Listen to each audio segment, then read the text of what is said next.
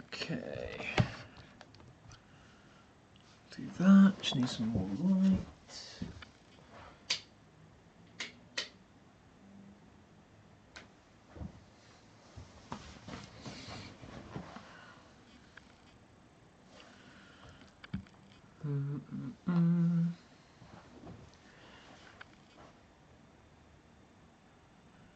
Okay. Just trying to get this all set up. Okay, yeah, cool. So that should be picking up from there. Good. Just refresh that. There. Right, let's just check this.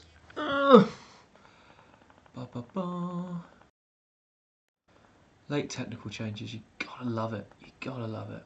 There we go, right. Okay, we are.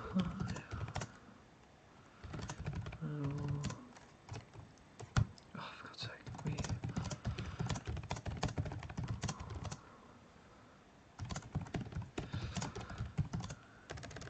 Palace versus Norwich.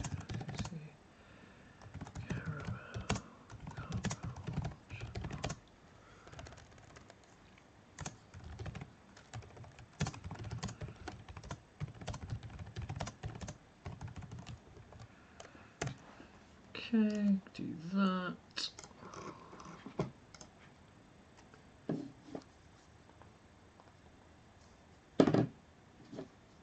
That's not what I selected, but okay, whatever.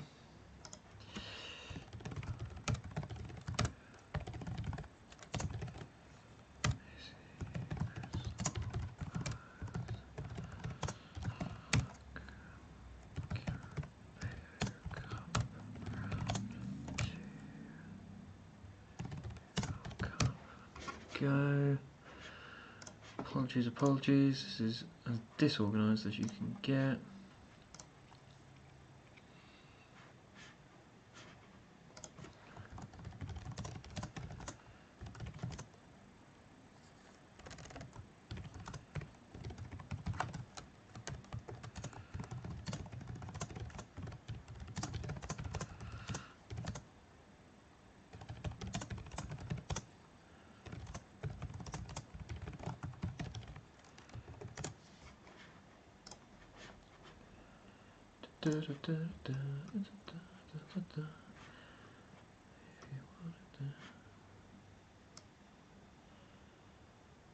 Where is...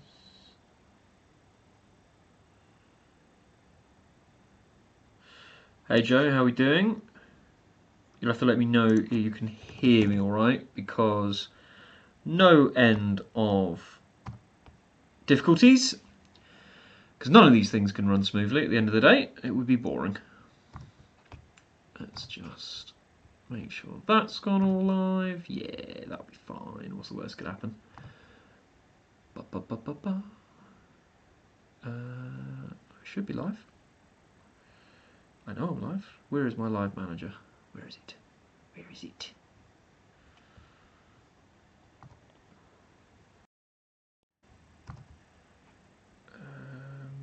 I'm already live. What are you doing?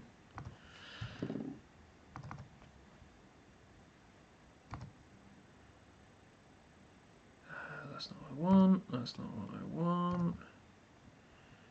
Good. How you feeling ahead of tonight? What do you think of the team? Obviously, we've got it.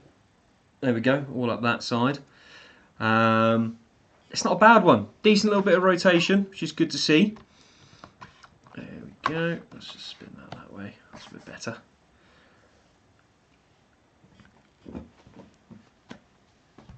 Right, and one last tweet that out. That'll do. Please.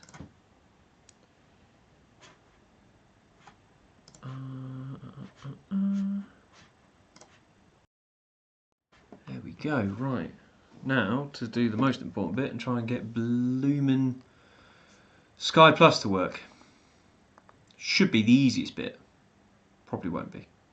Upcoming. Okay, fine. Fine. I'm not even sure whether. Really confident Palace has lost 2 games in the Premier League, but I think it's. Can we go and get the first goal? Yeah, that's very true. It's very true. I think it's one of those things. I expected that Glasner would do what he has done, and has played a strong squad to come up against us. Let's just have a quick gander at that exact squad. So yeah, still got people like Mateta, Eze, Mark Gahey playing. Dean Henderson's their first choice goalkeeper. Decore's been playing the Premier League for years. Tyreek Mitchell, fantastic defender. I mean, and then you've got even people like Nathaniel Klein, who's maybe not a first-team player. He's a fantastic Premier League experienced veteran. Dimitri Kamada, great player. Will Hughes, another lad who's got tons and tons of experience. And then this Chadi Riyad, highly looked after. Daniel Maniz, I don't know too much about. But yeah, look, they've basically put out 90% of their first team. Which I anticipated because they need a bit of a confidence boost. Hey, Cryptid, good to see you again, my friend. I feel that they absolutely need to go for us, and that is what it looks like Glasner is going to do. But I am confident, absolutely, by the team that we've put out. I don't think Johannes is rotated too much. I think it's nice to see certain players. I think the only one I'm really peed off about, to be honest, I don't know which of you guys follow me on TikTok or not, but I put my preview out there as I normally do. And the only role that I've got slightly different to Johannes is Hanley. And I put Brad Hills in there. And I just feel like if you're going to put Hanley in there, why not put Brad Hills in there? But, que sera, I guess Hanley, maybe he's got a part of his contract where we pay him £1 million if he doesn't play a certain amount of games. I do think should start Sargent because he could do building up confidence, ready for Coventry away. Yeah, that's true. The only problem with that is because I know what some people are going to do. They're going to take Sargent not being in the start as he's going to get sold on Friday or Saturday. For me, I think it's a big risk. If Sargent gets bullied and suddenly causes another tweak to that ankle just before Coventry, that's a big miss. Just like I'm very worried that he may very well get sold this weekend. And if he does, well, hopefully we've already sorted a replacement before that happens. Gutted Palace have started this team, really wanted a decent cup run to boost the confidence. Yeah, me too. I mean, look, let's not write it off at the end of the day, because if we do go ahead and take this team to penalties or beat them, which is not impossible at the end of the day, it will be a fantastic confidence boost, because not only would we have still got a win, but we'd obviously be in a situation where we've beaten a very strong Palace side away from home. Look, we've got the potential of going straight to penalties tonight, no extra time, and all of that nonsense is now not part of the EFL Cup, which is great. Don't have to deal with any dreaded repeat legs at Carrow Road, even though it would be nice to watch a Premier League side there, of course. But yeah, look, fair play to all the Norwich fans who've gone down on a Tuesday post-bank holiday night as well to get all the way to Selhurst. I was weighing it up, but unfortunately, trying to book a last-minute day off work was not quite on the cards this week. But yeah, look. Let's have a quick little run through the team. So, Long in goal, I'm happy with that. I want to see, our cup goalkeeper playing in the cup goal competitions at the end of the day. Kellen Fisher, really happy with that. Stacey needs a rest at the end of the day. He's such a crucial player to us down that right wing back position. And Kellen needs football. He's a really, really confident young lad. He's got something about him, but if he's not going to play and he's not going to go out on a good, solid championship loan, then we're just going to waste his talent. Grant Hanley, I'm peed off. I hate it. I will put 20 quid to any of you lads here. He will make the first mistake that concedes our first goal. If we concede. But it will be him. It will go straight through that right centre-back position. Cordoba, it'd be nice to see him do a full 90, to be honest. If he doesn't do a full 90, I really hope that that's because he is going to start against Coventry away. Crescendian, I'm not upset about it. I'd put Doyle there, to be honest, with Cordoba coming in. But Crescendian, I think, has played really, really well in the game against Sheffield United. And I don't think he looked that bad against Blackburn. I know a few people were criticising it a little bit, but que sera. Nunez, I was kind of hoping he'd get a bit of a rest. Maybe a Sorensen coming in. But fair enough. I've put it as a 4-2-3-1 as SofaScore has, because I agree with them. I do think this will be more of a 4-2-3-1. I don't see Gibbs playing that McLean role, but of course Liam Gibbs coming in. It'd be good to see him play a good solid 90 minutes as well. Forson, I really hope he doesn't play the full game. We need to have him fit and ready for Coventry for him to cause some havoc at the Rico. Forsyth out on that right wing, really looking forward to seeing him against some strong opposition. I think he is a fantastic player, up and coming, as so many around Norwich are saying. And then O'Neill, I think it's good to give Borgia a good rest. Again, got to keep Coventry in mind. It's such a crucial game this weekend to try and get our first win of the season. Cernak, I'm excited for this one. I'm hoping we can get some good service in and see what he really does against a strong, really, really strong defence. But yeah, let me know, obviously, your opinions as well of this team and each of those individual players in the comments. Cordoba will be the main man today. Really excited how he gets on. Absolutely, totally agree with you, Cryptid. Yeah, he is going to be crucial because whatever happens, we are going to be under a lot of pressure in this game. That's obvious to anyone, I'm sure. So we're going to need him to step up and...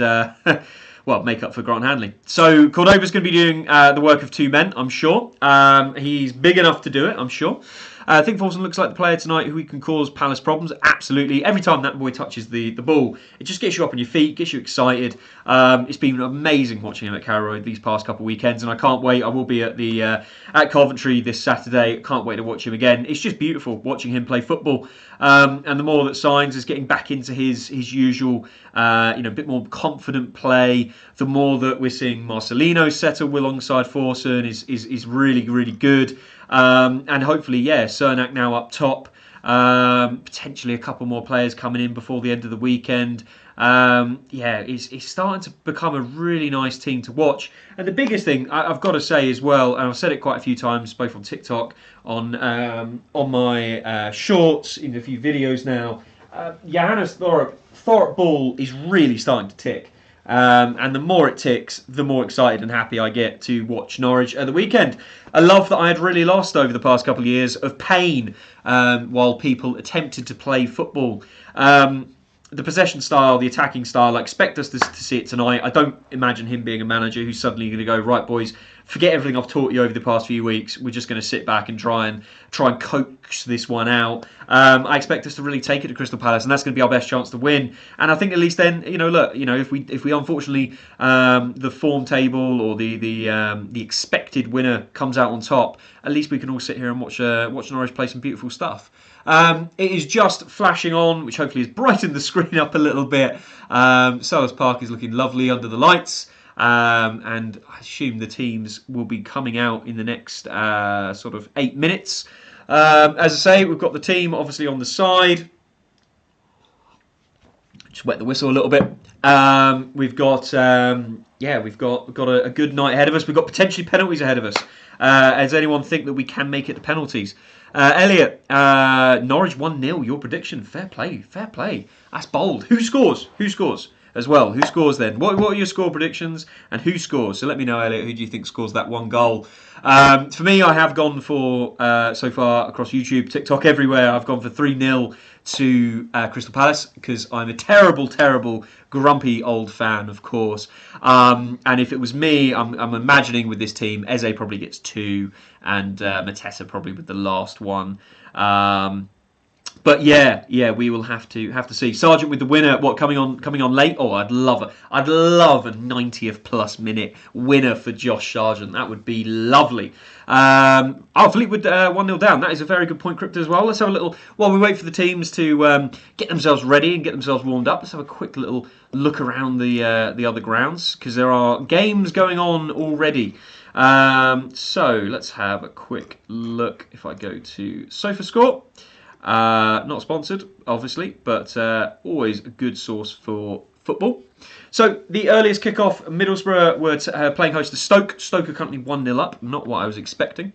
And then we have got 0-0s for Barnsley versus Sheffield, Barrow versus Derby, Blackburn versus Blackpool, Brighton versus Crawley, Coventry versus Oxford, and Everton versus Donny. All of those games only a few minutes in. But also only a few minutes in, as Cryptos has said, Rotherham have taken the lead against Fleetwood. And then we've also got 0-0s again for Grimsby versus Sheffield Wednesday, Harrogate versus Preston, Leicester versus Tranmere, Millwall taking on the O's, my second team, the mighty O's. QPR also drawing 0-0 with Luton, so are Shrewsbury, Bolton, so are Walsall and Huddersfield, and so are Watford, Plymouth. But as I say, only about 10 minutes into those games so far. and we are still waiting for ours. Sergeant off the bench, love it. Yeah, totally here for that, Elliot. I would be off my feet and off camera very quickly with that. Who else we got? I think we could do one or two more signings. The interest one, I am here lots about. Yeah, Real Madrid youngsters. So one of my friends supports Real Madrid. Has been a lifelong fan of them. And he's been telling me good things. It's one of those ones where it just hasn't quite worked out for Reina at Real Madrid. Not because he is a reject. I want to make that clear. It's more like an Odegaard situation. He's got too many people who are just better, who are elite wonder kids, let's say, and they're just ahead of him. He would be an amazing signing. We seem to be the ones causing the most interest in terms of the most noise outside of Real Madrid. But of course, then there's been a lot of noise back the other way that he doesn't have as much interest in us. I don't know. His mum follows us on Twitter, so that's something. All right. What else we got? Cryptid. Really wanted to get a League Two side, but here we are. We're at Palace. Yeah, I mean, I love a little Prem game. You know, we don't get these. We're probably not going to get them next season. I think we can all say that's probably not too pessimistic. That it might be a rebuild year in the Championship before we go back up. So it's always nice to play the big boys. And look, it's a chance to take one of their scalps. We love it. And then we'll get we'll get Chelsea away in the third round. Who's your 11 against Coventry on Saturday, Elliot? Oh, okay, yeah, okay. Ooh.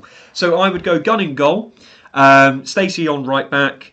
I would still say Brad Hills alongside Cordoba centre. Stick Doyle out on the left. I like Crescenium, but I think Doyle offers a lot more attacking-wise. And technically he's just fantastic. Nunes alongside Forson with McLean just in behind. It would then be Sainz on the left, Cernak on the right, and Sargent up front. That would be my. That would kind of be my core top Norwich team so far. What else have we got? 2-0 Norwich Sargent twice. Yeah, I'd love that. Be totally here for it, Joe. Obviously, we'll have to wait a little bit of time to see if Sargent comes on. But yeah. Look, we're in for a fun one. Seeing some of the players come off the coach. This must have been obviously footage from earlier. I really hope they are not coming off the coach 7 minutes before the kickoff.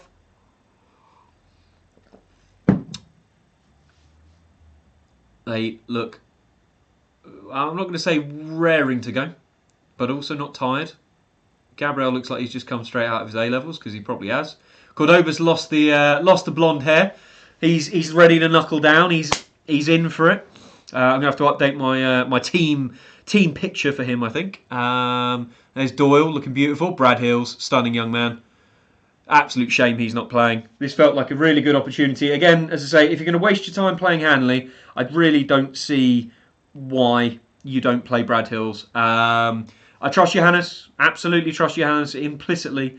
But yeah, that one feels like a bit of a mistake. Not just because I also, as I say, believe that absolutely Mr. Grant Hanley will be the reason why we lose this game. But it just feels like such a waste. We've got these young lads and we're playing such a young team. There's all the Canary fans being shown on the telly right now. Plenty of them there, which is great. Great to see us packing out the away end, as I say, on a late kickoff on a Tuesday evening. It's really, really, really good to see. Fair play to all of those who've travelled. Okay, let me just make this a bit bigger. There we go. Oh. Where's that gone? It's just disappeared. Let me also just make sure we are all good across the houses. Just refresh this. Go to video analytics. No, that's not what I want. The classic fireworks show at Selhurst Park. I'll have to find another time to go down there myself. That's not what I want to do. There we go. Live control room. That's what I want, so I can see everything.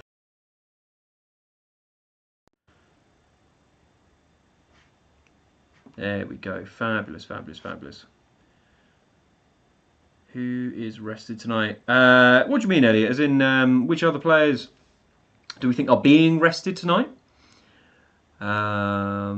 There we go. I think we've got everything there. Get the kettle on for a nice cuppa before the match. Good idea, Cryptid. Very good idea. I've gone for Pepsi tonight just to power me through. Luton, have they? I did think that could be. Oh, I think I've put a prediction out there. You might have seen on my channel yesterday evening or throughout today, and that was what I predicted the score to be at full time. So yeah, imagining QPR might try and hold that one out. God, that goalkeeper kit does look lovely, doesn't it? That team looks fantastic. If only Grant wasn't there. I'm just blocking that bit out. Oh, there you go. There we go. There's a perfect team now. Cernak looks like he's enjoying the Premier League moment. He wouldn't have expected these to come so quickly for him in his Norwich career, I'm sure. And here they come onto the pitch. The Crystal Palace cheerleaders still in full dance. Their cameraman looks like he's a massive orange. That is a t-shirt pick and a half from the old boy. Ah, stunning picture over there for Selhurst Park. Absolutely brilliant. Don't show me footage of Eze. He scares me. Absolutely scares me. Thought he was absolutely fantastic in the Premier League last year and deserved his call up to the Euros. Very unfortunately, he didn't play a lot more, to be honest. But when he did, he did look exciting. I'm sure we're going to see plenty of him on the ball tonight because he is crucial for this Palace team. And there is a terrifying looking eagle. Not very big wings. I can't stand Hanley. Elliot, I think most of us at the club can't. He has served his time well. When we maybe were playing a slightly different style, it worked a bit better. But yeah, he needs to go to a club where it's a bit more Route 1 defending. I think unfortunately there just aren't many clubs like that now, and that's why we are struggling to find someone who would take him off our hands for his salary. As much as I joke about it, I'm sure that there are parts of his contract that would make it unfeasible for us to just not play him, to just have him sat on the bench. I'm sure many of us play Football Manager, and we all know about the dreaded not playing fees and stuff. So unfortunately, it's one of those things. Forson does look great. He looks like an absolute pick. For £4 million as well, we found ourselves another bargain, another superstar for the future. And I had the audacity to say it when I was breaking down my thoughts on Sheffield United, but he makes me feel like I don't need to miss Gabriel Sara, who hasn't quite kicked on as many were hoping at Galatasaray. So again, any Gala fans out there, we're more than happy to have him back. We'll give you 10% of sort of refund. But yeah, I mean, with how well Forson has come in and played alongside Marcelino and the early signs of how good he looks already, it just gives me confidence that we're quite good without Sara. We're doing all right. We've made a nice potential upgrade, but he's still got to prove a lot. Of course he does. It'll be interesting to see whether he does play in the sort of position I think he might, sort of sat just in behind Cernak, or whether it will be Gibbs sort of playing in that McLean role and Forson dropping into kind of where I've got Gibbs positioned at the minute. We'll see how it goes in the first 5-10 minutes, and then obviously we'll update the team as we see it settle down. But everyone else, I think, is pretty much in their position. I can't imagine much else changing. We will have to see. I would imagine that this is minutes silence for Sven-Göran Eriksson, who sadly passed away this week.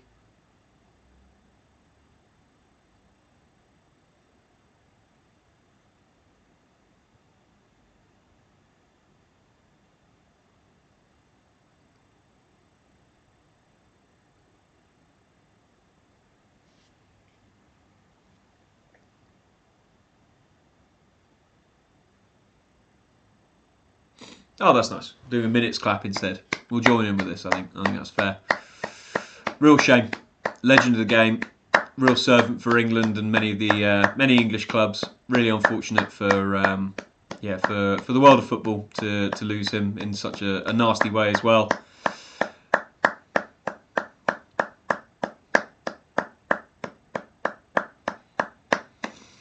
There we go. So, where are we at? We're not playing McLean and Signs. Yeah, I think it's one of those ones, Elliot. I sort of touched on it in my preview, and why I wanted people like Kellen Fisher to play as well. I just think it's resting. You know, McLean has done, done so much hard work. He makes up for a lot of the technical skill that he doesn't quite have in a holding midfielder role by just being an absolute dog.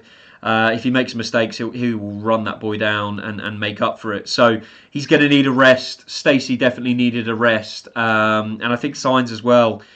Just also mental fatigue. Don't want to put these players in a position where, especially if results aren't quite going our way, we've been very unlucky not to get a win or two in the last two championship games, and a really tough result obviously against Oxford. You don't want these players getting too beaten up, being on a losing side too much. So I think bringing Signs, McLean, Stacey back into hopefully a winning side against Coventry on Saturday is going to be a good move. But look, we are underway. Crystal Palace kicking off and Norwich already putting on some early pressure. And that is a terrible, terrible clearance. And O'Neill will take the first throw-in the attacking half for Norwich. So, early 15 seconds, and we're on for a winner, boys. We're done. This is going to be us all over. Bit of a shame to see quite a few empty seats in the home stand. I don't know what the home tickets were priced at. I know it was about 20 quid for the Norwich away tickets, which is feels a little bit steep for an away second round game, as Crystal Palace look to build a good defence for Crescenium, but he's going to get caught out of position. Cordoba covering nicely. No diving in, old boy. Hughes, that's a lovely ball. God, just couldn't control it. I think that was Maeda, yeah. Oof, early getaway for Norwich then. 1 minute in. As that was a lovely little ball to pick our back line apart, but Kamada just miscontrolled it on his right as he tried to balance for a first-time shot, I'm sure. Hanley on goal kicks already. This is not what I want to see. And we will look to play it out from the back. But Palace, no rush, just closing off the three midfield passing lanes.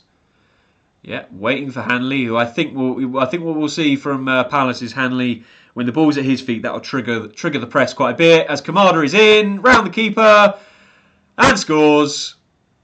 And it has taken Crystal Palace all of 1 minute and 40 seconds to take the lead. It's going to be a long evening. It's going to be a very long evening. I can tell you that for a start. Unfortunately, as I say, maybe I shouldn't blame him entirely, but I will be putting quite a bit of blame on a certain right centre-back. And this, of course, puts us in a difficult position now to try and come back into this game. We will very quickly just replace our overlay. Yeah, just completely caught out. Nothing George Long can do there. No recovery really from Hanley that would have made back up for that. So Crystal Palace's tails are up. They're obviously very keen to get a strong win here. Really try and give themselves a confidence boost going into their crucial Premier League game this weekend, as they're still in search of their first win of the season. Norwich have just got to try and settle this one down quickly. Still looking to play it out from the back. Can't blame us, but just feel like there is see, immediately. As soon as Grant Hanley touches that ball, Eze straight on him. Unfortunately, every manager, coach, fan in the country knows that Grant Hanley is a really big weakness for our side. There's got to be a reason why he continues to get selected. Maybe this is it. This is the out of the frying pan and into the fire. Oh, as Cernak nearly tried to bit of a mix-up between Gahey and Henderson there. Cernak trying to get onto it, but Mateta, lovely little ball out. There's so much space for Crystal Palace here. Klein is going to just come back. There's Maeda, a little bit of a stumble on it. Nice play from Palace. Really lovely play from Palace. They've just settled it down perfectly, and you can see all 11 men of Norwich behind the ball now. And Palace will have no issue with that. Just continue to just knock it around and wait for an opportunity.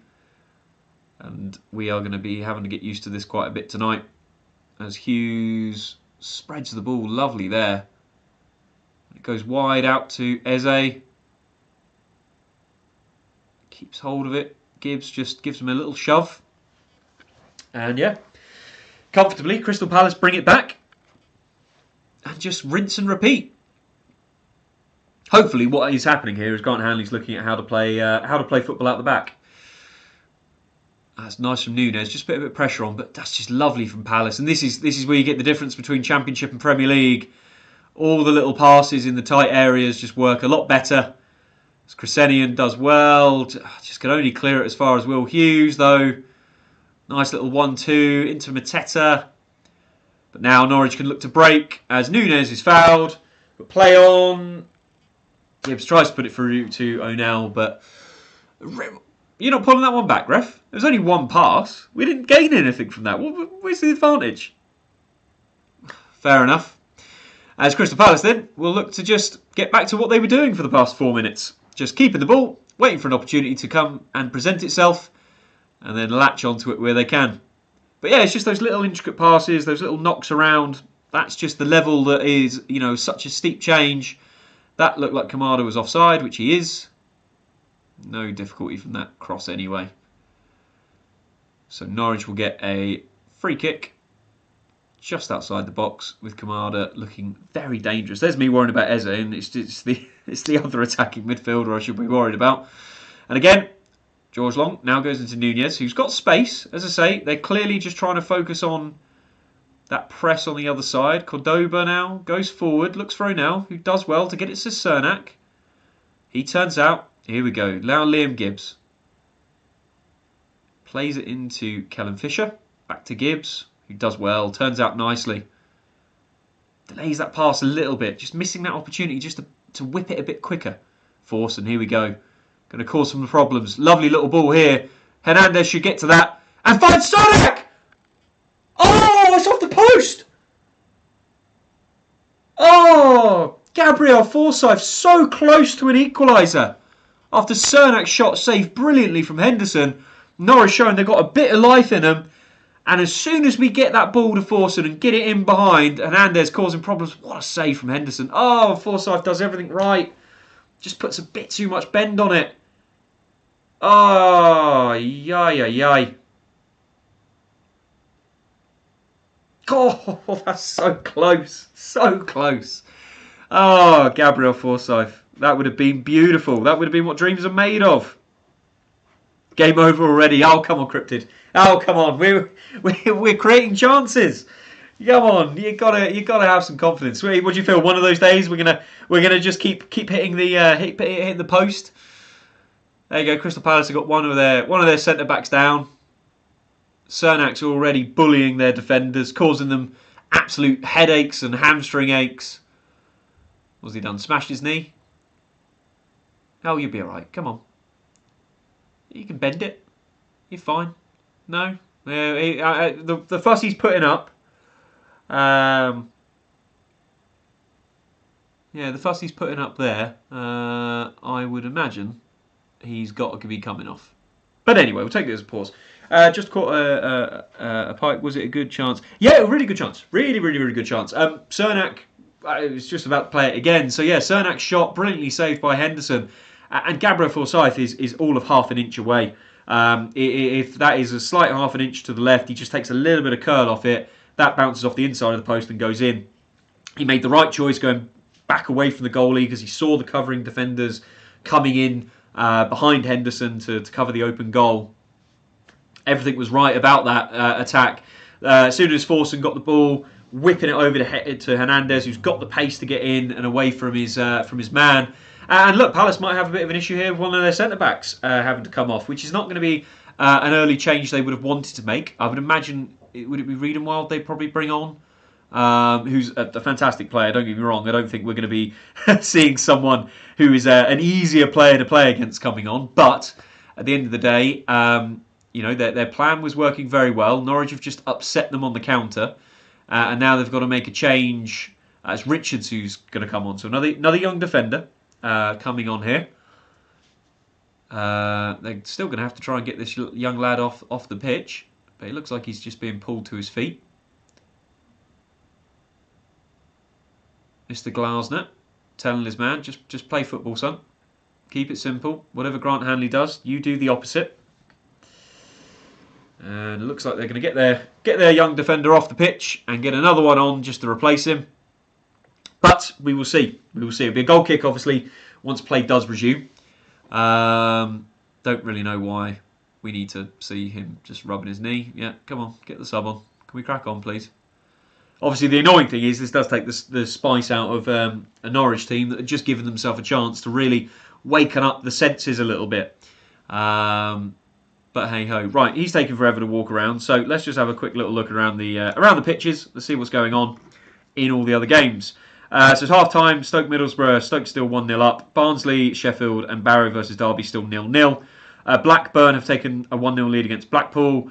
Brighton versus Crawley, Coventry versus Oxford, and Everton Donny are all 0-0. Fleetwood have drawn level against Rotherham 1-1. Grimsby are 1-0 up against Sheffield Wednesday. That's very impressive. Preston have taken a 1-0 lead against Harrogate. Leicester are 0-0 with Tranmere. Leyton Orient have taken a 1-0 lead against Millwall. QPR are drawing 1-1 with Luton. Shrewsbury 0-0 with Bolton. 1-0 to Huddersfield against Walsall. 1-0 to Watford against Plymouth. And 1-0 to Fulham against Birmingham. And obviously it is 1-0 to Crystal Palace here. And this is a terrible, terrible, terrible sight for Norwich fans. Wank Forson is down on the ground, holding his shoulder and not looking in a lot of comfort. And this is a time to get very worried. He's slipped, trying to put the pressure on Hughes. And he's landed heavily. He's kind of, his elbows hit the ground and it's jarred his shoulder up. This is not good. This is not good at all. And for those that are asking, obviously, about McLean's, Stacey, Signs, Sargent, why is Sargent not starting? This is why.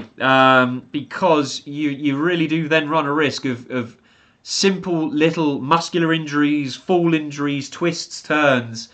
You run the risk that these sort of things can have players out for 3-4 weeks. And with such a crucial game against Coventry, this could be a big problem. There's no sub being prepared, but they're getting the gas and air out, which to me this looks like he's dislocated his shoulder, which really they will probably now try and pop it back into place quickly. So a bit of gas and air, son, and then hold tight because we're gonna be popping that one. So there we go. There is the substitute. Kenny McLean's getting himself prepared. He's coming on. Should be level with that Forsyth chance. Absolutely. Yeah, Crystal Palace are fortunate to be 1-0 up. We are yet again unlucky to be struggling. So it's an interesting one. What we can see in the background there is obviously new boy Oscar. Surprised he's not coming on, actually. I'm just realising also I don't have a picture of him, so we'll have to create that if he does come on. That is definitely a dislocated shoulder. So Forson's now got it wrapped up inside his shirt. That will probably be him missing Coventry, I'd imagine. Even if they can get that relocated, it takes a little bit of time to recovery without, they've got to make sure there's no tissue issues, things like that. So I would be surprised if he plays any part against Coventry, if I'm being honest, City fans. Not good. Right, Kenny McLean's coming on, who will at least settle this midfield a little bit. We are one Crystal Palace player down. We are one Norwich player down. Hopefully, we have no further injuries on either side. Because, well, to be honest, this is where I start to understand why people go, I hate the EFL Cup, can we get rid of it? I love it, and I'm a traditionalist, so never get rid of any of our cup competitions. But, watching Forson go off in a lot of pain with a clearly dislocated shoulder is not good. As Crescenian will see that ball fly behind for a goal kick. Ay. It's all fun and games.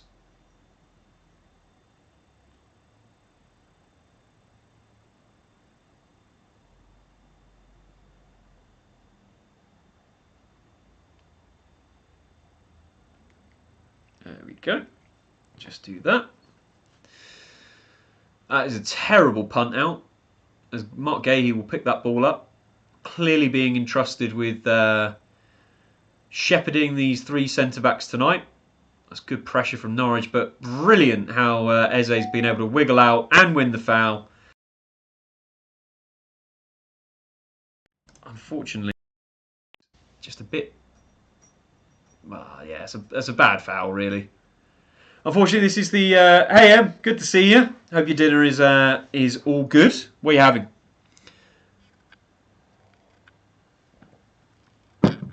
Yeah, unfortunately, this is the little touches, the little moments in the game that really make the difference between the Championship and the Premier League. And Eze is absolutely one of those players. So, dangerous free kick going to be whipped in from Eze. Lovely ball that. Headed away by Grant Hanley. Marcelino will just knock that a little bit further. Try and challenge for it, but Palace recover. And we'll look to just build again. Really, really good. Sticky pork fried rice. Lovely. Lovely, lovely. Calm play. Really, really nice. Again, watching this. Oh, Eze beautifully skips away from Keller. Looks to take on Gibbs. Puts the ball in. Sky lose it. They have no idea what they're doing. Told you, Sky's useless. Come and join us instead. Nathaniel Klein looks to build down the right-hand side now. Kamada on the ball. He's looked really good from the start. Clearly up for it. Back with Klein now. It's just really just calm, simple play. Unfortunately, we're going to have to put up with a lot of this. And then when we do hit on the break, just got to put it away. Unfortunately, Gabriel Forsyth unable to do so. Hughes now. I love the fact that Will Hughes still to this day plays with absolute just blank black boots, as Maeda had a lovely little touch there. But it's just rolled safely through to George Long, which isn't bad. Georgie boy now will pick his moment. I'm going to assume this is going to get booted Long. Yeah, he was shaping up for it entirely. So he's looking for O'Neill on the far side. Brings it down lovely. Uses Crescenian now. So hopefully Norwich can use this as a chance to try and build from the back a little bit. It's Cordoba into Hanley. Back to Cordoba. Back to Hanley. Don't make me do it again, boys. Hanley, no, goes long. Looks for Gabriel Forsyth. Lovely little touch from the young man as he takes on Richards. But Richards does well to win it off of him. This is good, though, from Norwich. Good bit of press. Just causing some problems for Mark Gahey, who has to go long. Hanley knocks it forward. And he's just going to make sure that that one goes out for, I think, yeah, no, that is a Palace throw, unfortunately.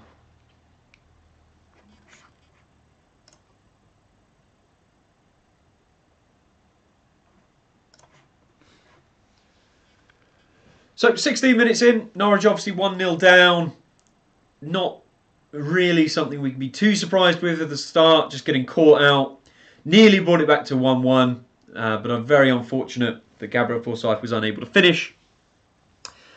And just having to deal with a very in-control and dominant Crystal Palace, really. I would be surprised if they've had less than 70% possession. And obviously, again, for those just joining or who have not been watching the match so far, as this one gets all the way through to Eze, who lifts it over. Looks like that is going to get called for offside. Yeah, that is offside. Lovely ball from Gahey. I'd love to see the replay. Again, Sky's footage has been terrible, so forgive me if I'm missing a few little bits here and there. As soon as Gahey hit that ball, it just immediately started to lag out.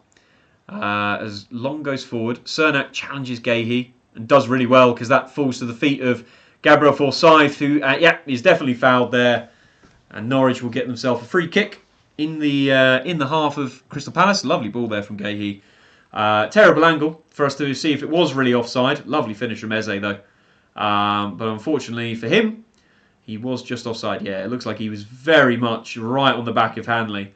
And bizarrely, he does. Of all the players to be on the back of, you do not need to be a toe over with Hanley because he could outpace him from a standing start. As we are back with Long, so gone from a free kick in Crystal Palace's half to being back with George Long in all of about 5 passes, who pumps it forward, looking for O'Neill, who's been our biggest outlet really this game. You've got to give it to him. Obviously, he's one of the main reasons we are here with his 2 goals against Stevenage. Crystal Palace now quickly shifting it out to the left-hand side to start to build another attack. Back with Will Hughes, who's been really, really good, really solid so far this afternoon. He will go out wide to Munoz, who looks for Mateta. Lovely little header from Cordoba. It's with McLean. Goes to Gabriel Forsyth. Oh, he's left Callum Fisher a bit short there, who's done really well, but Forsyth just can't get the ball under control. Unfortunately, losing it to Klein. And so Crystal Palace will do their thing and build again. Kamada and Hughes, back to Gahey. It's just lovely, to be honest, just watching Premier League teams do this when they're up against teams that they're better than. As Eze turns his man, lovely, buys a little foul. But there is no advantage there. So Norwich will try and build their way back out. Lovely little turn from Gibbs there. And Crescenian now. If he can find O'Neill, which he does. It's poor touch from O'Neill. Mopped up nicely by Klein. Norwich, though, have a throw in. You reckon we'd win, sir? No, to be honest. Unless you are a Crystal Palace fan just there enjoying YouTube. No, I've had us down as losing this one 3-0. And like all Norwich fans, of course, we'll live in eternal hope that we can still turn this around.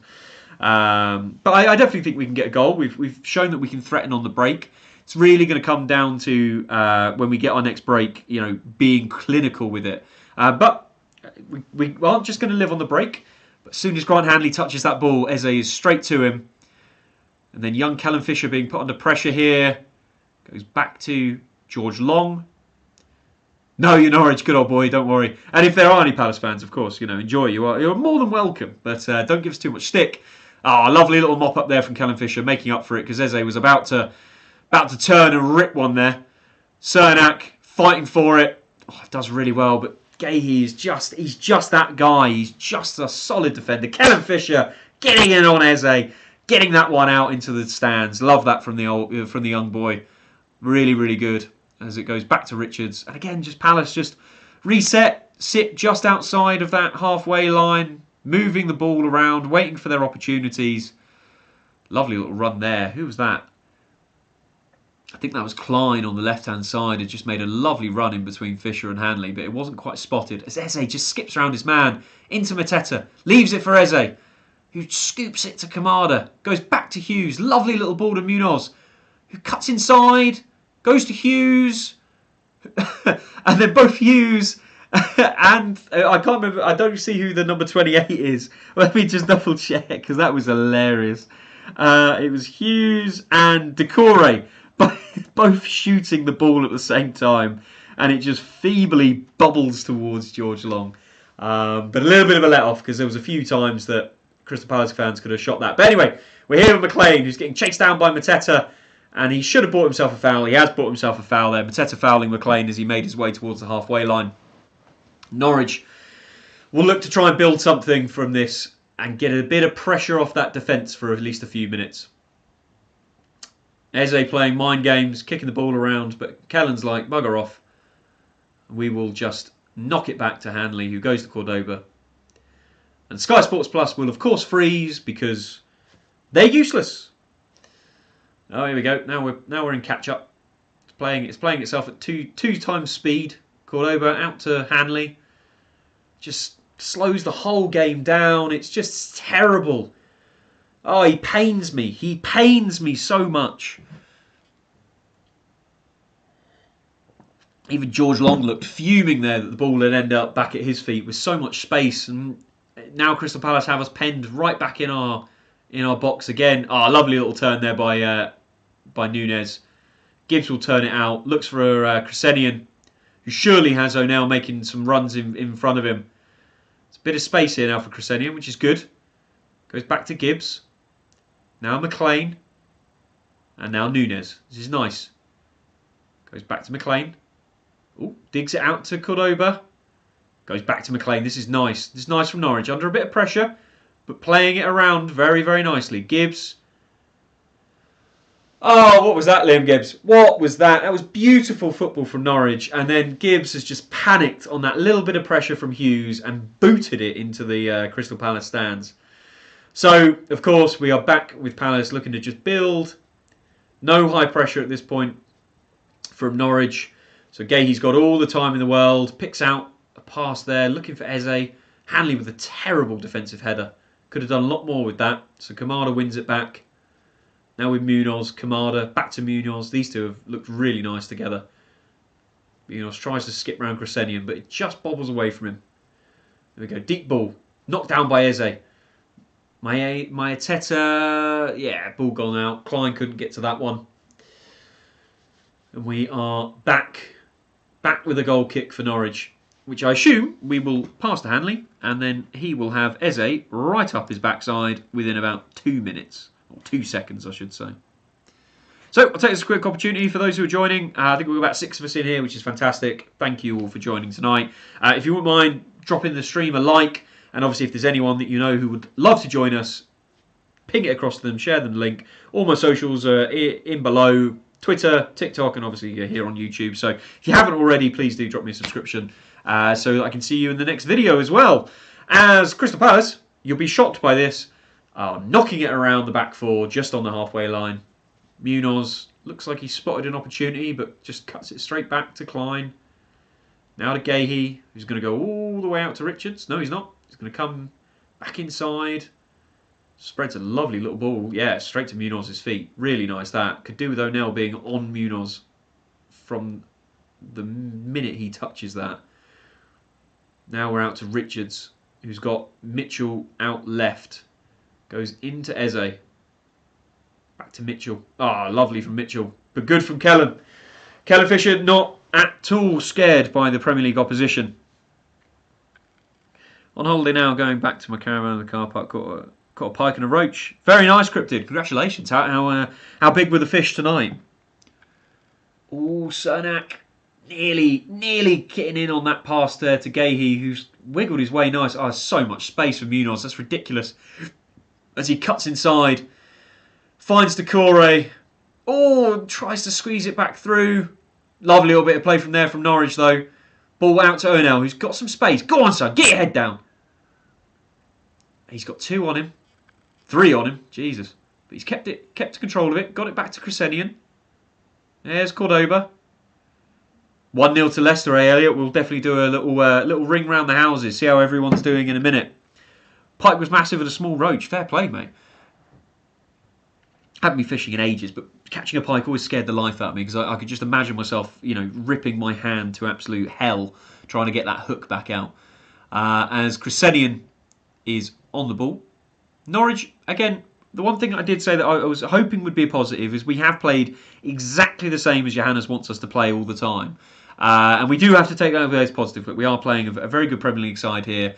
But we're knocking it around the back. Unfortunately, it was to our detriment as we conceded against the Kamada goal. But it's the right thing for Norwich to be doing. Lovely little flick there from Gabriel Forsyth. Just doesn't quite make it to Cernak. But it's good pressure from Norwich. Just putting that pressure on Richards there, especially with him joining the game late on after the injury to one of the Palace defenders. But that's an easy pass to Eze there. Good from Hanley though. A nice little touch from Nunez to get away. Finds Gibbs, who's got some space. Finds O'Neill, but he pushes him too wide. Gibbs' final pass is just not there. It's just disappointing. I like him as a player and as a professional, but he just those little technical bits he's missing. But nice from McLean and Crescenian, just keeping control of the ball, letting Crystal Palace fall back a little bit. That's nice. Good turn there from Gibbs. He's gone to feet there with O'Neill.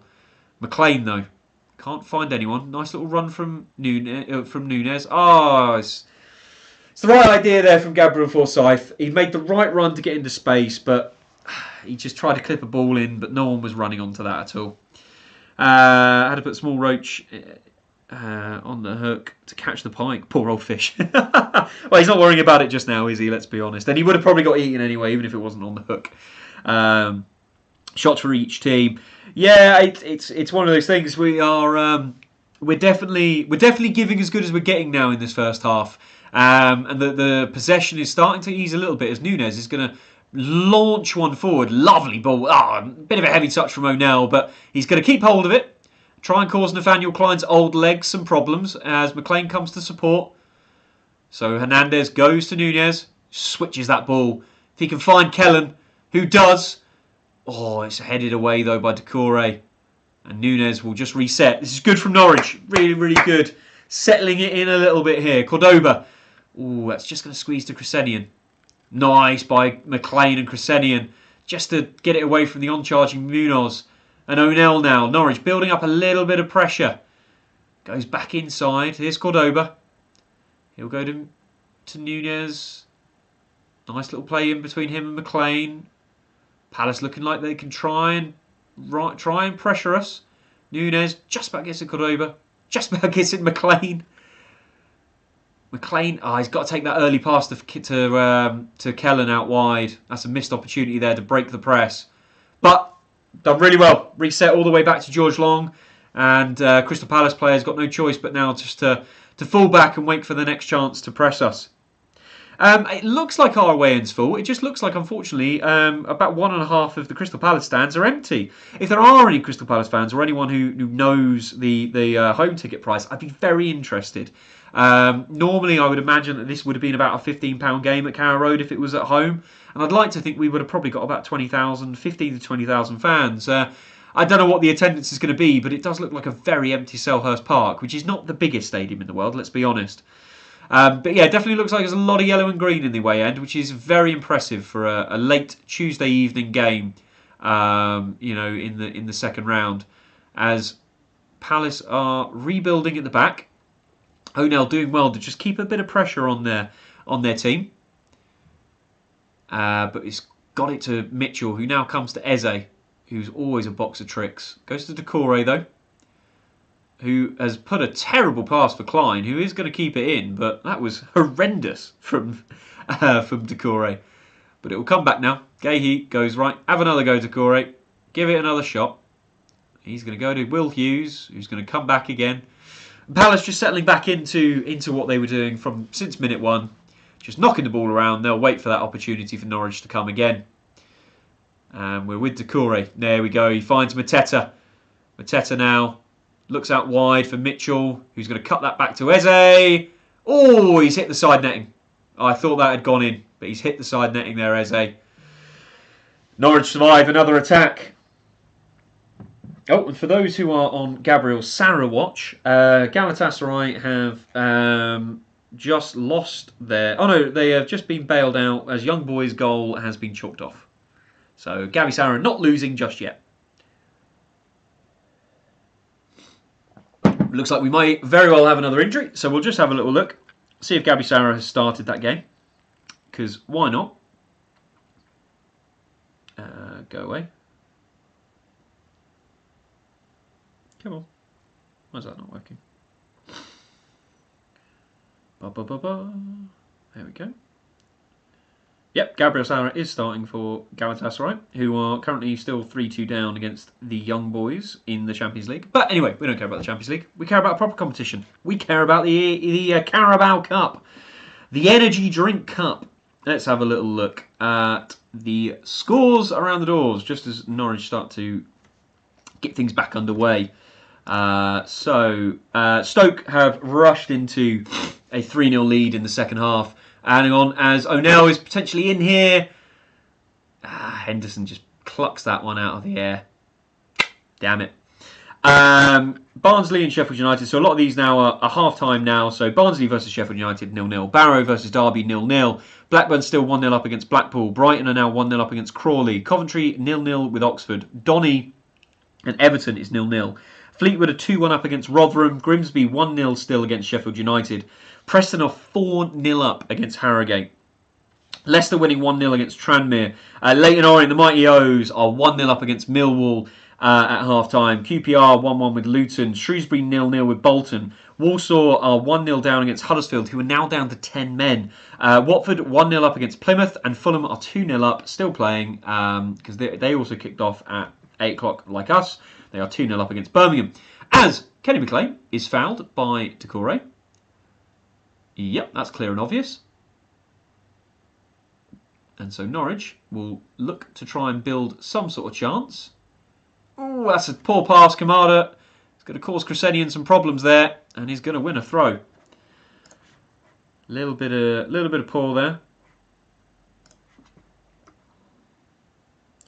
Don't know why Palace had to start Eze and Mateta. I think it's confidence, to be honest, Cryptid. They've had such a poor start. A win here for them is just as important as a win for us. Even more important, because if they got done by us, having lost their opening 2 Premier League games, that's a really hard confidence position for the fans and the players to come away from. Heckingbottom has changed them. What, Preston? Yeah, absolutely. The fact that they lost quite poorly their opening game of the season, against a good team, but that second goal, the goalkeeper mistake, they just looked disjointed. To then sack their opening, their manager on the first day, and now to be ticking along quite nicely, it's worrying. It's worrying for Norwich fans, because obviously they are one of our championship rivals. But anyway, we will worry about that when we come to play them in about 3-4 weeks' time. As Munoz is on the ball, finds Kamada, way too much space on the edge of the box there. Will Hughes now, terrible ball looking for Eze. Kellen Fisher will mop that up. Oh, he's got himself a bit of a tangle there. Lovely from the young lad. Gabriel Forsyth, definite foul. Thank you very much, ref. We will take a free kick in our half.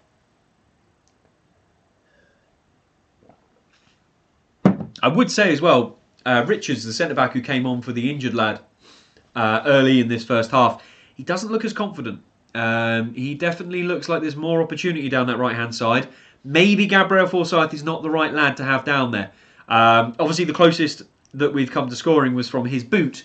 But I feel like maybe swapping him and O'Neill just for a little bit, just to let O'Neill have a run at this young lad, would probably be a good idea before we run out of too many chances. But Norwich, again, looking to just knock it around the back. Grant Hanley goes out to Kellen Fisher, who's going to go to Hanley, and he's going to boot it nice and high. Cernak doesn't win it against Will Hughes. That's a bit terrible. But anyway, ball falls to McLean. Bring that to Crescenian. I'm going to have to very quickly run and get my charger. If Norwich score, I'm sorry.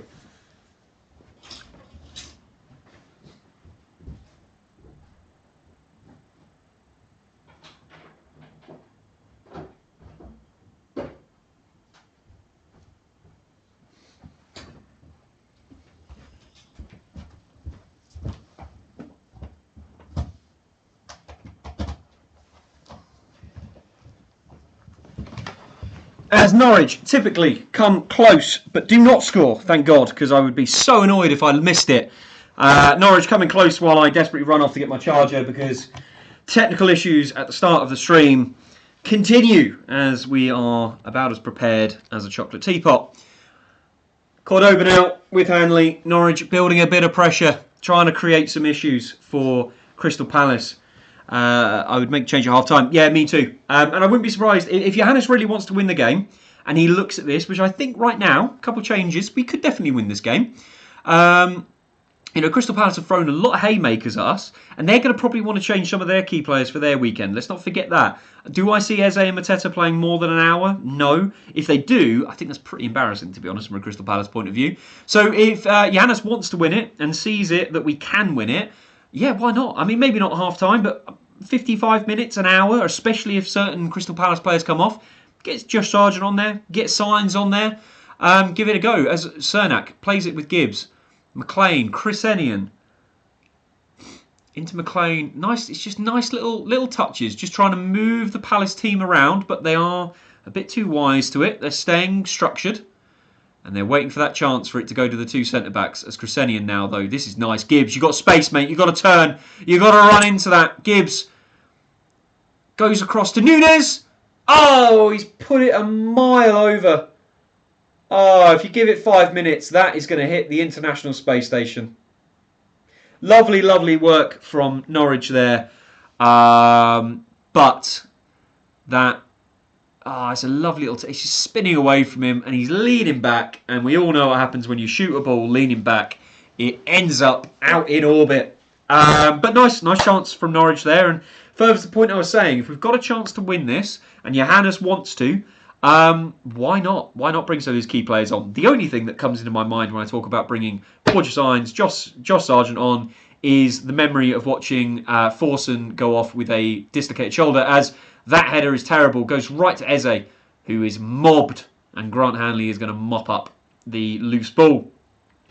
Yes, that is very true. Just enjoy everything. Enjoying YouTube. They do have Chelsea at the weekend. A tough game, especially off the back of their 6-2 win. But that I don't know. I land on two sides. Do they keep these key players on and smash us? I mean, Glasner at the start of this said any professional footballers should be playing 3 games a week. That seems a bit extreme.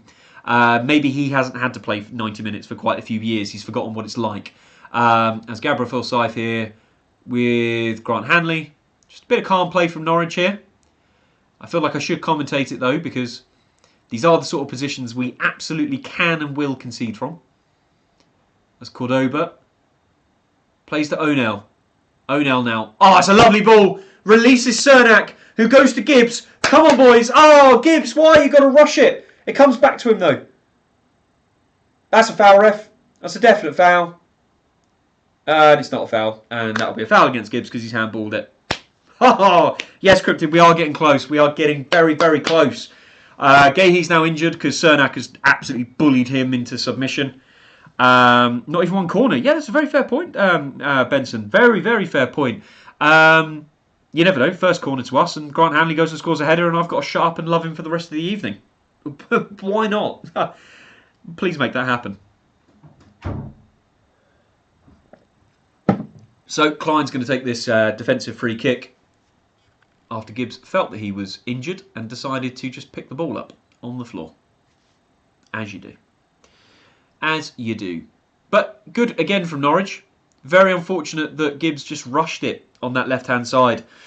Had space that he could have taken a touch, moved into and whipped a much better ball in for Cernak, who's looked good physically and in the air. Unfortunately, though, it was just a little bit too panicky from the young number 8. What do people think of Liam Gibbs? As I say, I like him as a player. I like him as a professional. I like the story of stealing a bright young prospect from Ipswich. But I'm starting to struggle seeing a £1 million player here, if I'm being honest, let alone a multi-million pound player. As Callum Fisher's going to shepherd Mitchell. Yep, and he's going to show Mitchell exactly how it's done. Blocking the cross and out for a throw-in. Taken quickly, though, by Palace. I think they are going to be keen to try and get a second before half-time, as time is starting to tick down here. Klein out to Munoz, who's looked dangerous all night long, especially with Kamada. Goes back to Klein. He's going to come into Gahey. And over to Richards. Eze now dropping deep, trying to find the ball. To Corey, though, and Hughes, and Gahey. And then Richards. What are Palace looking for here as they're going to try and build into the middle a little bit? Decore getting the ball stuck under his feet there. Kellen's got to be careful. Got to go goal side there. Misses the clearance. Hanley stabs a foot at it. And it's going to fall now to Nunez. Oh, lovely little ball there from Gabriel Forsyth. McLean now. Oh, right idea, but Gahey just called it. Stop that from going to Cernak. And now up the other end. Mateta getting in, but he's offside, I think. Yep, offside. Have it. Solid defence there from Grant Hanley. To be honest, he's offside because Grant can't run. I'm not even going to give him that as a praise. Is he offside? Yeah, he's a mile offside. That's terrible from Mateta, if I'm being honest. You're not playing Olympic under-21 squads anymore, son. Really wanted us to be level at this moment. Yeah, I mean, I wanted us to be 4-0 up, so... Unfortunately, these things don't happen. But we have come close, Cryptid, and we cannot lose faith. The longer this stays 1-0, as I say, it feels like Crystal Palace are starting to ramp up the pressure a little bit. They're getting a bit more progressive with their passing. Not really naturally, as Onel turns Klein now. He's going to be all by himself for a little while, though. Keeps the ball beautifully. Finds Liam Gibbs. Do not rush it this time. Good. Goes into Cordoba. Highly advanced Cordoba, which is good to see from Norwich. Callum Fisher missed the chance to go to Forsyth. Comes back to Nunez. Nunez to Cordoba. Slowly getting worked back here. But very calm on the ball. Good to see Cordoba looking very calm on the ball. I do like that. Both of our new acquisitions from Eastern Europe, Cordoba and Cernak, not scared by Premier League opposition. But yeah, Crystal Palace look like they are really trying to force the ball forward a lot more. And it makes me feel like they're really trying to get a second goal before half-time. A lot of times you can just feel it in a game. This doesn't feel like this is done for Norwich at all. We just need that one chance and we could cause chaos. As that's a lovely little knockdown to Callum Fisher there from Gabriel Forsyth. The two youngsters on that right-hand side playing beautifully. McLean just getting the ball stuck under his feet. As O'Neill gets stuck in. Lovely. Forces the ball back to Crescenian. This is nice. Just intricate little passes right in between the Crystal Palace players. No fear showed from the Canaries today. And that is absolutely positive going into the weekend and into the international break. This is not a poor performance at all from the boys. Just one mistake that Crystal Palace have capitalised on so far as we go all the way back to George Long, who's going to hoof that. Oh, tried to find Kellen Fisher, but unfortunately didn't quite get it right. Crescenian wins it back. McLean is just going to step away from both Kamada and Mateta and say, I am the mayor, see you later. Cernak loses the ball, but is out for a throw-in to Norwich. Stoke 5-0 up. Wow, really? Jesus. That is a scoreline and a half. Off. Wow. Jesus. Stoke are having a whale of a time. What on earth is going on over there? Right. We are here with Cordoba. This is do or die time for Crystal Palace in terms of if they want to go in with a comfortable lead. I would assume they would have preferred to be 2-0 up and be able to take some of their superstars off. And it'd be very interesting to see whether they do that or not after 45 minutes. As I say, Glasner seemed absolutely, absolutely adamant that his players should be able to play 3 games this week. I still find that absolutely insane. As a lovely ball there to Gabriel Forsyth. He's got Kellen Fisher outside. These two absolutely having a whale of a time. A little bit of a mistouch there from Fisher, but he's got the balls to just give it a go. And that's what you want to see. 6 minutes of added time. That'll obviously be the 2 key injuries that we've had as that ball is just cleared. Hanley's not going to run after that. George Long's going to go, yeah, you're not getting back to that quickly. I'll come and get it for you. McLean now. Crescenian. Good bit of space on the left-hand side. Oh, lovely little touch there from Gibbs to McLean. Cernak just loses it as Nunes goes flying in. But we're going to play advantage here because Eze is on the ball. Loses out to Kellen Fisher. Decore out to Kamadu, who's got Munoz on the right. It's an obvious pass. Crescenian's got to cover that. Doesn't. Oh, it's in behind. No, Nunes clears. And that is going to go to Richards to try and rebuild for Crystal Palace from the back. This is high pressure times, but for both teams having a go at it at the end of this. Neither happy to go in at just 1-0 as Palace look to rebuild. Again, Decore finds Will Hughes. You can always tell hit that player. He's got to be offside there from Kamada, surely. Absolutely. Terrible from him. He's played very, very well, but that's really, really poor from him to be offside in that sort of position. So we're all just taking a slow stroll back into position here. I think that ball's just been booted to George Long. Kamada not looking to put any high press on. He looks knackered, to be honest. So again, I don't really see how some of these key players are playing 3 games this week. That's terrible from Nunes. Ball into Eze now. It's good from Nunes, just recovering to let the Norwich players get back in position. Kamada out to Munoz and to Kamada again. Now Eze in deep position. He can do a lot of damage from there if we don't close him down. But Gibbs has just said, all right, go on then. You got to go through me. That's good from Norwich, to be fair. One little mistake, but we've recovered well. And Crystal Palace are going to have to build from the back. Nathaniel Klein goes to Munoz. Lovely little ball around the back there for Kamada. Finds Mateta. And it is with McLean. Look like a couple of Norwich players stopped there for offside, which it wasn't. Cernak now. Brilliant from him, fighting for it. And he wins a foul, and he wants to take it quickly. No, he's just dummied one of the Crystal Palace players. That's what he wanted to do. Norwich now. Still building from the back. Cordoba was good from Munoz. He just cut out that pass to Crescenian there. Forces us back a little bit. And again, just comfortable. Very calm from George Long, finding Nunes into the middle of the park. Nothing to worry about at all from the young goalie.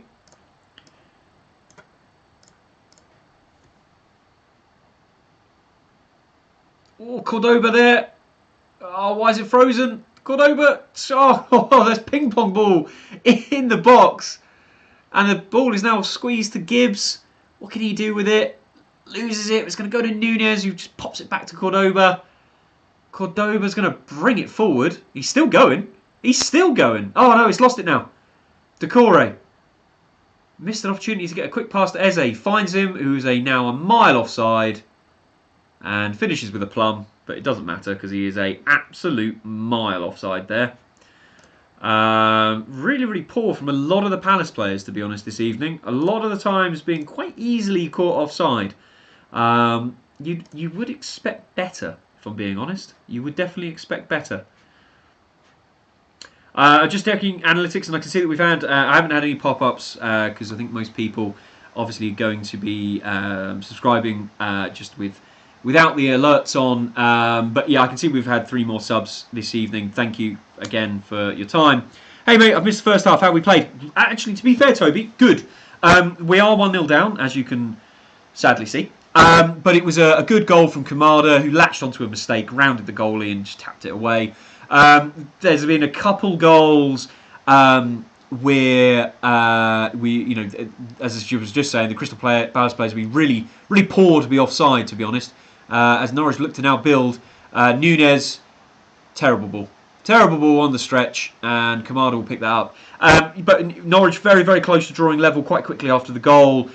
Forsyth striking the edge of the post, really, really close range as well, after Cernak had his shot saved at almost a yard out. So yeah, I think we've played really well. I don't think there is VAR tonight, Elliot. If there is, there definitely should have been a couple of those offsides that should have been checked. But because obviously League 1 and League 2 clubs and even Championship clubs don't have VAR, you can't have VAR just at the Premier League grounds. It wouldn't really be fair. It'd be like a secondary advantage or disadvantage for those teams, fortunate or unfortunate. Lovely there from McLean, just knocking it back to George Long. It would be unfair to teams that then get an advantage or a disadvantage from having VAR just because they were drawn against a Premier League team.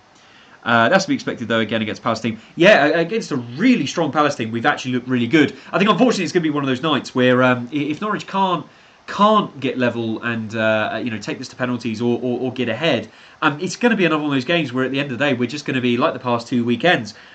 The result's a bit unfortunate. We played really well. We really just need that first win, and I think a lot of stuff is just going to click into place. As I think, the ref has blown for half-time there. So, 1-0 down at half-time. As I was just saying, obviously, really, really strong performance from Norwich, especially after conceding very, very early, about a minute and 40 in. Really unfortunate that we've had Forson go down with what clearly looks like a dislocated shoulder. I don't want to talk about it too much because it does scare me for the weekend and how long he could be out. Sometimes these can be up to 3 or 4 weeks, depending on what sort of extra damage is done, how quickly they can get it back into position. There's so many muscles and things going on around that shoulder. It's just not an obvious, easy one to fix. And yeah, seeing him on gas and air was not a good sign. But yeah, all in all, I'm quite happy with that. It'll be interesting now to see what both managers do. As I keep saying, Glasner's adamant that he can play this team. He can play his first team last weekend, tonight, and at the weekend again. So Norwich actually coming out on top on possession. Very interesting. Sorry, stats just coming up. So yeah, only one clear-cut chance going to Crystal Palace. That'll be their goal. But 54% possession to Norwich in the end. It's a really, really strong performance against a really strong Crystal Palace team. Known for being able to dominate possession against some very, very good teams. Key passes getting outdone there, but passing accuracy 91% from Norwich. 76% in the final third. A lot more fouls there from Crystal Palace as well compared to Norwich, which is good. Causing a few problems. That will start counting up in the ref's head, maybe cause a little red card. What have we got? So total shots were even, 3-3. Only one of ours on target, though, compared to 2 for Crystal Palace. A lot more successful dribbles and attempted dribbles, though, for Palace. So, yeah, a lot of those stats you'd expect, but that possession one, you really wouldn't. Very, very good, especially after the first 20 minutes. There's no way that we had more than 30% possession in those first 20 minutes. Would eat my own arm if that was the case. We'll have a little look on what SofaScore's saying for the game as well. So stats-wise, pretty much all of the Norwich players sat around about a 6.4. Bizarrely, and this is where I always struggle with SofaScore, Gabriel Forsyth and Kellen Fisher, I think, have been the most exciting talents, other than probably Ono Hernandez, for Norwich this evening. Both of them sat as our lowest rated players. Same as Marcelino Nunes. Bit weird. Highest rated player at a minute across the entire pitch is Kamada. Not surprised, obviously scoring the goal and causing a lot of problems for Norwich. Attacking momentum-wise, yeah, other than the near goal that Norwich got, pretty much even. Very, very close across the first half, which does feel right. Let's do a quick swing around the houses. So for those who are on Gabby Sauer watch, it is half-time out in Turkey. The Young Boys currently leading 3-2 in the Champions League qualifying round. And it's 0-0 on the night. Stoke, as Cryptid touched on earlier, 5-0. If anyone would like to know the goal scorers, Manhoof getting 2, Kumas getting 1, Mami getting 1, and Tsege getting another. Very, very impressive there from Stoke. Barnsley are actually now 1-0 up against Sheffield United. Waters getting a goal there for them. Barrow and Derby are 0-0. Looks like a pretty even game there. Blackburn, it's that man Gahey getting a penalty to put them in the lead against Blackpool. Brighton are 2-0 up against Crawley. Saramento and Dingra, those who obviously remember Saramento from his Ipswich days last year, will not be surprised to see him on the score sheet in lower league opposition. Coventry against Oxford. Coventry look to be dominating that game, but can't break Oxford down, which might be a good sign for Norwich going into the weekend. Everton are 1-0 up against Doncaster. Rugabuna scoring that goal. Just having a look at Everton, similar to Crystal Palace, obviously had a bit of a struggle start to the season, and yeah, they are playing a very, very solid team themselves, so trying to get the confidence. Fleetwood have turned the game around. They are now 2-1 up against Rotherham. Sheffield have turned the game around as well. They're now 2-1 up against Grimsby. Jamal Lowe and Ugboa getting the goals. Preston are destroying Harrogate 4-0 now, with two for Greenwood and 2 for Osmanic. Leicester are 2-0 up against Tranmere. A couple goals either side of half-time. The Mighty O's are still winning 1-0 thanks to Ajayi against Millwall. QPR and Luton are drawing. Santos getting the QPR goal before Nelson equalised. Bolton have gone 1-0 up against Shrewsbury only a couple of minutes ago. Huddersfield are now 2-0 up, but down to 10 men. They went down to 10 men, I believe, just in between the 2 goals, just before half-time. And it looks like Warsaw also have missed a penalty. Very unfortunate for them. Watford are still 1-0 up against Plymouth, looking to cruise that one. And Fulham, who are just at half-time themselves, they are 2-0 up against Birmingham. Jay Stansfield, one who could he be coming to Norwich, especially if Josh Sargent leaves, him getting on the score sheet against Birmingham. So, we are all here together. We are giving it the best that we can in this first half. They're just playing the replays. Oh, that Gabriel Forsyth goal. If we'd got that and he'd got his first senior goal, it would have been a lovely, lovely moment. Let's see some of these comments, sorry. So, Elliot, Barnsley 1-0 up against Sheffield United. That would be a bit of an upset, a bit of a hard one for Sheffield United to take. Ben Gibson's still on the bench for Stoke. Yeah, I'm not surprised. I think he's similar to Danny Batt going to Blackburn. He's a character. He's a character for the dressing room. Never really saw him being a first choice guy. Everton take the lead. Is that just? Yeah, that just happened only a couple of minutes ago, didn't it? Cryptid, of course. And yeah, playing a strong squad, Everton as well. So a few Premier League sides this evening looking to get some confidence going back into the Premier League this weekend. And you can't really blame them, to be honest, with how much pain a lot of these teams have incurred so far. So just playing some of the replays, as I say, Norwich, unfortunate to be 1-0 down. I have to say, Eze's shot there, rattling the outside of the post. Looking at it again, wasn't really causing George Long any problems, was it? We'll be back for half time. No worries, my friend Cryptid. Go get yourself another brew. It's going to be, hopefully, a long evening. They're now showing Gibbs' attack as he got it to Nunez, who skied it. Looking back at this again, as I say, similar sort of opportunities to Crystal Palace, very much so. But again, just makes me feel unfortunate for us to be 1-0 down right now.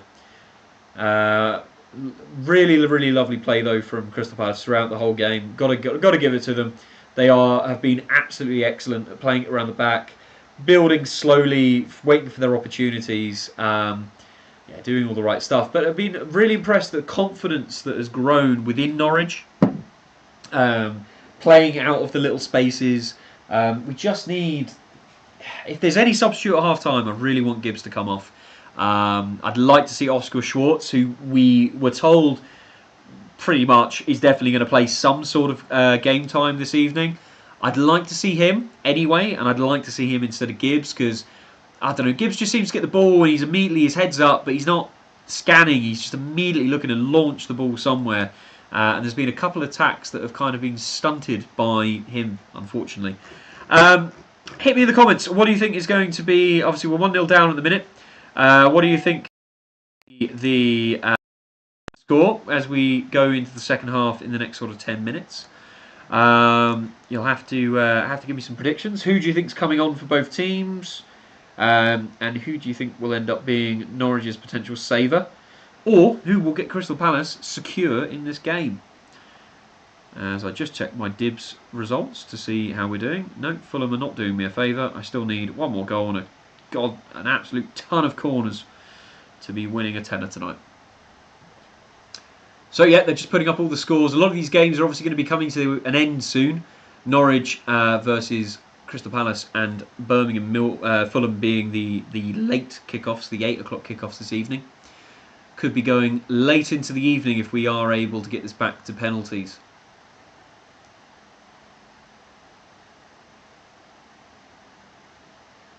It's great to see that Sky Sports have clearly put on a lot of fantastic halftime shows for us. As always, really delivering the entertainment for us. Gotta love it, Sky. Thank you so much. You are very much worth the fee. Oh, now we've got possession stats into percentages. 54.2 for Norwich. It gets even better statistically for the Canaries, who have given as good as they've got this first half. Just unfortunately did not have the cutting edge that Kamada did for Crystal Palace. That is actually one other substitute, the more I think about it. I would like to see Gabriel Forsyth come off. I just don't think he's the sort of player, as great as he has been and very close to scoring, I don't think he's the sort of player that's going to really get at that fresh-legged Crystal Palace defender, who hasn't looked as confident since coming on for his injured compatriot. But we'll see. We will have to see what happens. Just going to get some tweets out and see what everyone is thinking about the next half.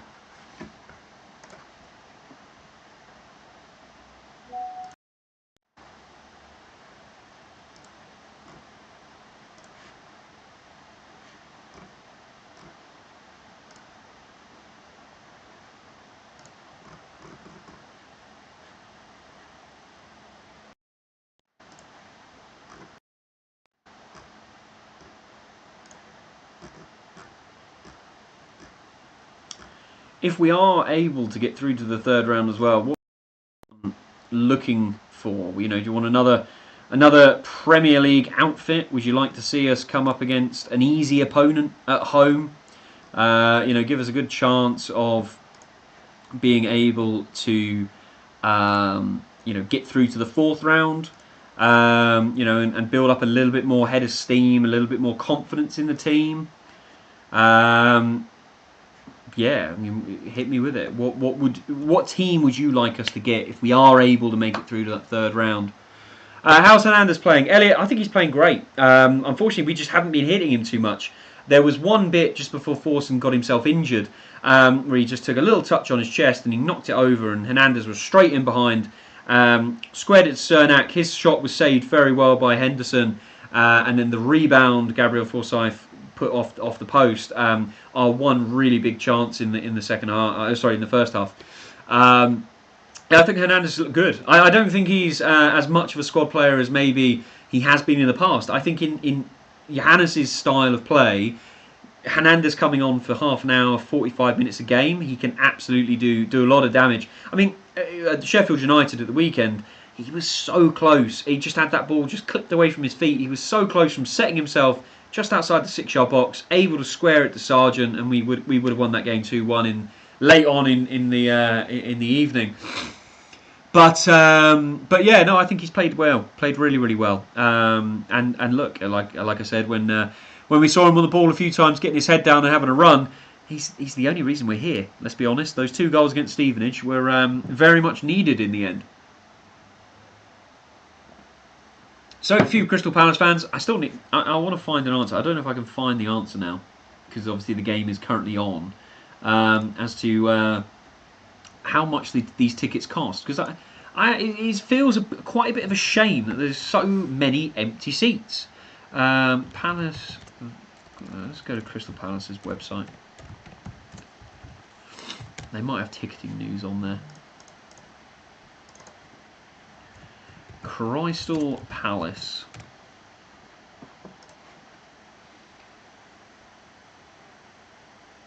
As they are going around all of the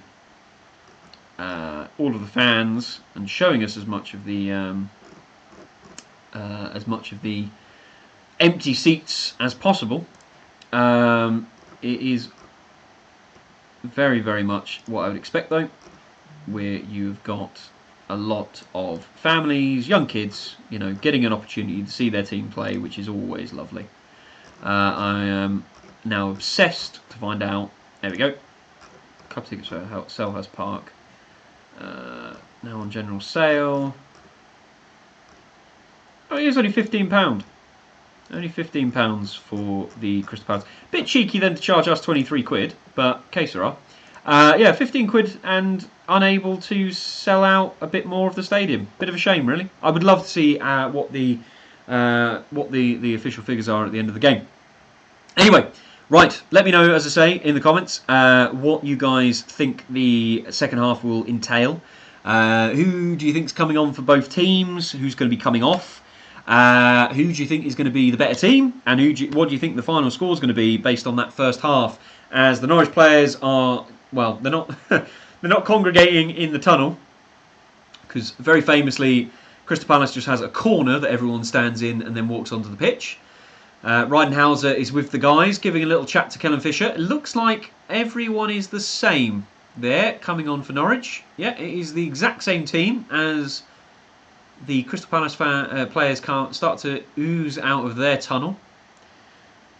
Stadium that can only afford a tunnel for the home fans, the home players. Hanley, I assume that is running onto the pitch. So Cordoba, yeah. So it looks like, yeah, there's Hernandez and Nunez. So it looks like it is going to be the same Norwich lineup. Going to be completely unchanged here. Nunez going over to see a friend. I would assume that's another Chilean player, or someone he's played with somewhere else, I imagine. Here come the Crystal Palace team. Looks like the same players for them as well. So it looks like we are going to be all square when it comes to lineups. Interesting. Will we see the key men for Crystal Palace stay on for longer than an hour?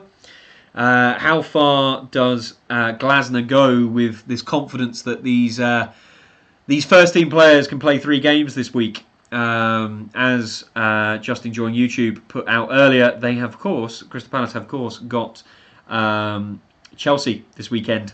A tough game that would be made even tougher if they are without some crucial players. And Cernak is going to kick us off here in the... Oh, no, that's a nice little cough. He's got some illness. He's going to kick us off here for this second half, which is going to hopefully bring with it some more excitement and joy for Norwich. I'm back with a cup of tea. Hopefully we score, take Palace to pens, even if we lose, and then we will have a lot of positive to take. I'd love pens right now. I'd love just pens, just because... Well, I get a bit overexcited, so it'll be good fun, won't it? But yeah, no, absolutely, I'd be very, very here for that. Cryptid, very, very here for that. As Crystal Palace win an early throw off the back of the Norwich kickoff. So yeah, can't see any substitutes at all. So it looks like it is going to be all even as Kamada knocks it to Eze. Knocks it around the corner here for Mateto, who's got to square that. Selfish. He had Mitchell there. He could have just bulleted that one across the 6-yard box, and that could have easily been Crystal Palace 2-0 within 30 seconds of the kickoff. Hopefully, that is Norwich getting our sharpness back in. There is our warning shot. Now we've got to switch on quickly. We cannot go 2-0 down. This will be a very boring 40-odd minutes otherwise. O'Neill holding his man off there. And that's got to be a foul. No, ref's not giving it. Klein spending all of his time there just pushing and pushing Onel Hernandez. Don't really know how that isn't a foul, if I'm being honest, but okay. Referees for you. As Crystal Palace will just look to build down the left-hand side here. Nicely looked after by Forsyth and Fisher there, though. So they've got to go back to the middle. Now, Mark Gahey, who has played brilliantly. Mark Gahey has looked really solid in that back three this whole game. Early on, having to get a new, younger partner on his left-hand side. Will Hughes looks to dink one in. Eze's there. Good from George Long. Really good. Comes out and claims that one. Eze getting waved back to his feet there by Mateta, who's like, come on, son, hurry up. We have got goals to go get. It's a lovely ball from Will Hughes, but George Young rings it the whole way. Takes a bit of a boot in the stomach as well, so fair play to him. Cordoba now. Hopefully, that's gone out for a goal kick. He's got away with that one a little bit there, Cordoba. But he's looked calm. He's looked good against Premier League opposition. Gives the ball to George Long. Kamada there, just getting highlighted. I do love that goalkeeper kit. I love all of our kits this year, but yeah, of all the goalkeeper kits, that one is absolute peach. So George Long goes long, but the cameraman is still looking at him. So it looked like that was quite easily intercepted by Klein there. But I don't know, because Sky have no idea what they're doing, which is fantastic. Coventry get their lead over their annual fixture with Oxford. Have they? Have they just taken the lead? They have. Very, very good, Cryptid, keeping us up to date there. Yeah, interesting one. Interesting one for the weekend, of course. I think it obviously means a lot less than our result here at the minute. But in terms of confidence you would take away from it. But Coventry have dominated that game against Oxford. As the ball's pumped here to Onel, who just tries to put one through, but Gibbs is not the sort of player to be running onto that. Cernak's going to try and cause some problems, though. But he cannot press by himself. It's quite easily played out to Richards here, who will just quietly bring it forward. Goes to Decore, who turns out, finds his partner Hughes. And Crystal Palace have got space to bring it over the halfway line. As Hughes looks to spread it out to the left. Finds Mitchell. Lovely touch from Tyreek Mitchell. He goes to Eze. Knocks it back in. Lovely. Looks for Mateta. Oh, good from Crescenian. Just knocks it, takes all the heat off of it, knocks it into the path for George Long. It's good from Norwich, dealing with the some impressive attacking display very well here. Cannot complain when it comes to defending, which so far this season has been our big weak point defending. So, yeah, don't want to get too whatever about it. And Hanley is still not a good defender, but we have dealt very well with some pretty lightning and impressive attacking display here. Ball to Hanley. Triggers the press. Nunes now into Forsyth, who goes to McLean. Back out to Forsyth. This is lovely football. Forsyth goes early, tries to find Cernak. Oh, McLean just can't nip it off Guy's shoes. Cordoba goes straight into Kamada, who is too scared to try and put a boot into that. He was going to lose his ankle if he tried to win that ball. And so we're with Onel Crescenian, who goes to Cordoba. Who's going to just slow it down a little bit. Hanley, I'd love to see one touch and out wide, but no, you're not going to do that. So you go to McLean, who's got no space at all to breathe.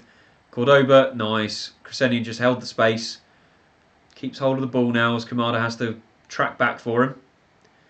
McLean to Nunes. Nunes comes back to Cordoba. Cordoba now doesn't launch it forward, which is probably good to be fair. Yep, holds the ball. So Norwich starting early. As we finish the first half with good possession, starting the second half with it as well, looking calm, looking confident on the ball, and just waiting for that press. And here we go. Now we beat the press. Nunes goes into Forsyth, who launches a lovely little ball. If Onel can get onto that, which it looks like he can, and he skips inside Klein. Oh, he just rushes the pass in a little bit. Kamada can't win that, so it falls to McLean. McLean, lots of space, tries to get it through to Cernak. Goes to Nunes now. Kellen Fisher finds Cordoba. Now we are with Crescen. McLean, Cordoba. Nice little bit of football here from Norwich. Just keeping the ball. Doing exactly what Crystal Palace have been doing the whole game. Using Crystal Palace's plan. Here we go. Cernak turns out. As a shot. Brilliant little block from Gahey there. Cernak wanting to have a little go from far out. But yeah, Norwich playing Crystal Palace at their own game here. Just knocking the ball confidently around in between the midfield and the defence, just waiting for an opportunity to present itself. Just seems to be rushing it in the final third, though, which is a bit of a shame. Richards takes the long pass from Mitchell, and it's back with Guy just outside the Crystal Palace box. And he plays it to Doucouré on the halfway line. And then back to Guy. Just lovely play. Really, really just comfortable play from Crystal Palace. It's nice to be watching two teams just play very comfortable possession football, but progressive. None of this pep nonsense where we just pass it side to side, tippy-tappy, waste my life. Hughes, great ball there out to Mitchell. Goes early to Eze, who takes a brilliant touch. Oh, he tries to beat Nunes, who blocks it. Doucouré, blocked by McLean. And now Cernak. O'Neill just can't quite get that. Cernak zipping it into him, but just on the wrong foot. So Muniz will go to Hughes in the throw-in. Now Klein goes to Kamada on the second time. It's Guy on the halfway line. They're getting a lot more direct, this Crystal Palace. They really want that second goal. Kellen Fisher should have cut that out. It goes to Eze. He finds Munoz, that is. Now Klein, Munoz. Back with Klein. Back with Munoz again. Just really simple football from Crystal Palace. And we're back with Richards. We've had a goal update in an ex-Norwich player game. We'll come to that in a minute. That's Gabriel Forsyth just mows down Tyreek Mitchell. Oh, God. Conference must do a mutual agreement to have their annual fixture. Yeah, they probably paid him off. They probably paid off Carabao Cup, gave him like 20 quid and a few hundred yen. God, Jesus. Gabriel Forsyth is just bear hugged Tyreek Mitchell to the ground there and is, of course, still complaining as to why that was a foul. So Galatasaray had taken the lead against Young Boys, but it has just been corrected, I will assume, VAR. And it's still 0-0. So Gabriel Sara, it looks like he's not going to be playing Champions League football this year. I'd imagine, I don't know how the playoffs work with this new league system, I imagine he would then go into Europa League, but we will see. We will see. Eze's going to line this one up. I would not be surprised if he tries to catch the keeper out and whip a very dangerous ball into the far post. One of those ones where it's on target, but the keeper can't come and claim it because it might get nicked away from him. Eze steps up. Whip ball. Dangerous ball right into the 6-yard box. Exactly what I was saying. And Gahey's got his head to it. I think it was Gahey. But he's not nipped it over the far post. That really should have been 2-0 there. Oh, it's a lovely little header. Yeah, it is. It is Mark Gahey, but he's just nipped it over the near post. Or he's headed it in the near post. He's knocked it over the far post. Yeah, unfortunately not what we wanted. Oh no, it's another corner. Right, wow, okay. It must come off a Norwich player. Apologies. I did not see that. So, Will Hughes whips in the corner. Headed away by Callum Fisher. It's going to go as far as Eze. He's forced to not take the shot though. O'Neill doing really well to come out and stop him from whipping one in. Munoz now will go back to Klein and Gahey, and of course, again, Crystal Palace build from the back. But Kamada whips it straight out. Pings it across the entire pitch, looking for his mate Eze, and whips it straight out. Looking frustrated. Few of the Crystal Palace players now starting to look frustrated. They are really trying to force this. And the longer it stays 1-0, the more that works in Norwich's favour as George Long goes long. Oh, O'Neill can't quite get that ball off the feet of Klein. Cernak's he's going to keep running all night. He can't press like that by himself though, but he will put pressure on the keeper, just in case. It's good to see energy from the young man. So 55 minutes in, still 1-0 down. Palace, as I say, really trying to force the ball a lot more, going a lot more direct. But still, when they've got the ball at the back, they're very comfortable, building very, very nicely. Norwich building it confidently, looking good on the ball when they've got it, and just needing that one chance. But Kamada now, his ball in is blocked behind by Cordoba. Palace really going to be needing their fans to try and will that ball into the net. Because as I say, it looks like they're trying to build up a head of steam and get this second goal that they really need to just secure this game for them. So we're going to have a corner. George Long just instructing everyone where they need to be. So it'll be Will Hughes to whip it in again. He's got, well, he had Muniz close, but he's just sent him back. Taking our time, as always. So Will Hughes goes to Muniz, into Kamada. Kamada's ball in. Oh, what a goal! Oh, Jomaiga Mateta with an overhead kick. About 10, 12 yards out. Yay. It's a good goal. It's exactly what Crystal Palace needed. A good time for them. Lovely ball in by Kamada. What a finish. What a finish by Mateta. Look, this is what happens when you've got absolutely superstar talent in your team and you are not afraid to play the big guns in a game against lower opposition. We will just get the scoreline changed for you all, because unfortunately Norwich are now 2-0 down as things stand.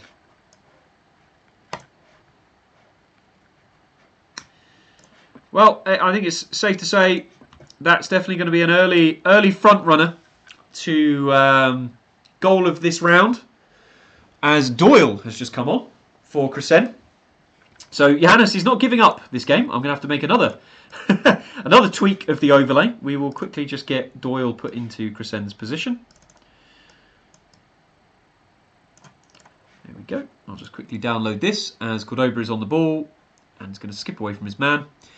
And I would imagine that Crystal Palace will now keep up high pressure, direct balls, and they will try and go and get the third as quickly as possible so that they can start making some substitutes and resting some key players themselves. Because I do highly doubt that he really wants to be playing so many key players for 90 minutes in this game as we go. So there you go. You've got Doyle now on the pitch instead of Crescent, Norwich's first substitute of the evening, as they lose the ball just inside their own half, but Hanley's going to nip that little flick from Eze away. Here's Doyle on the ball now, early on him coming on. Yeah, Palace absolutely is more than theirs to lose. It was still theirs to lose at 1-0. You know, as I say, I was relying on a lot of that pressure building up and more mistakes to happen.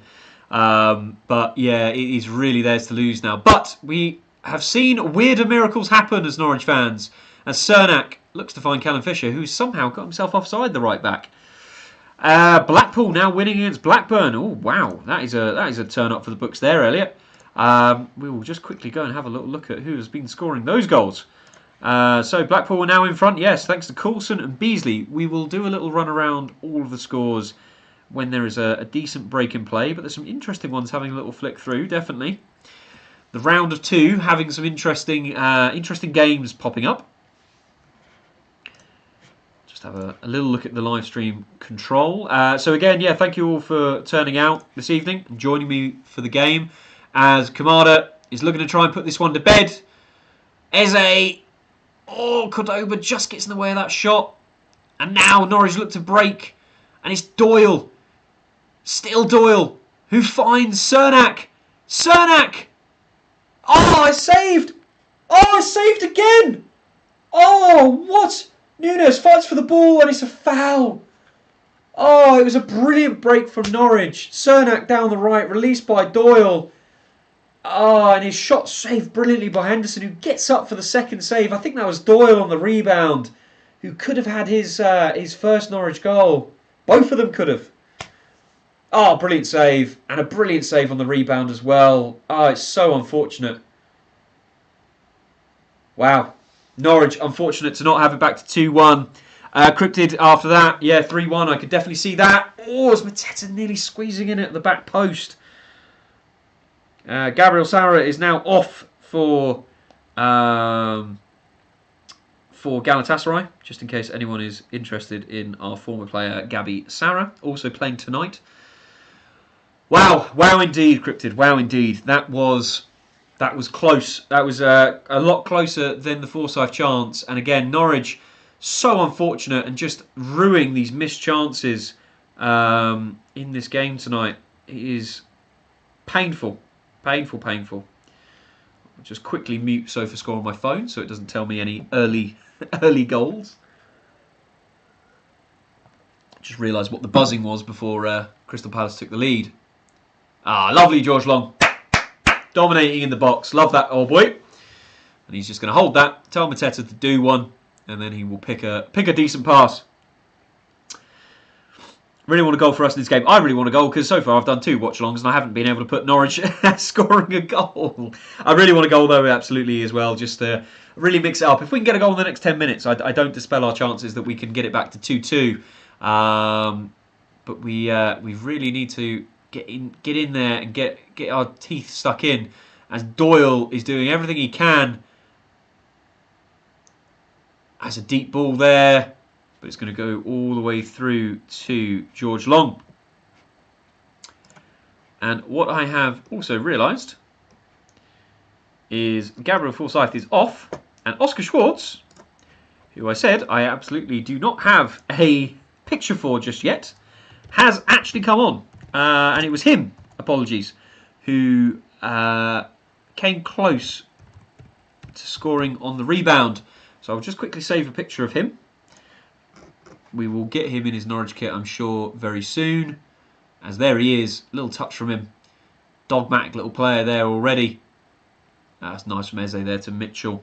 Let's just quickly get Oscar Schwartz added to my roster of Norwich players. And then we can get him added into the overlay. And he has come on for Gabriel Forsyth. A substitute that I'm very happy with. I think Mr. Forsyth has played very, very well. But unfortunately, he just wasn't able to really get at Crystal Palace's back line, with a bit of pace and a bit of threat. Whereas Schwartz has definitely been pestering, let's say. So O'Neill's gone to the middle, Cernak's come out to the right, and Oscar is off to the left. So bit of a switch around.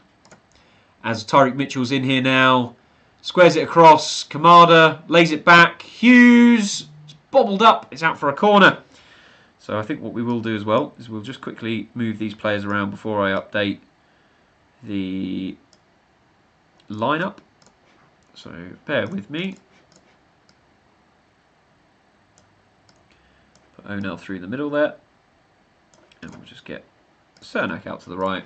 And then we will put this overlay into download.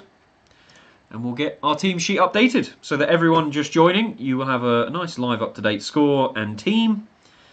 So I'll just quickly get that dragged across now for you. Is that the right one? Yeah, that is.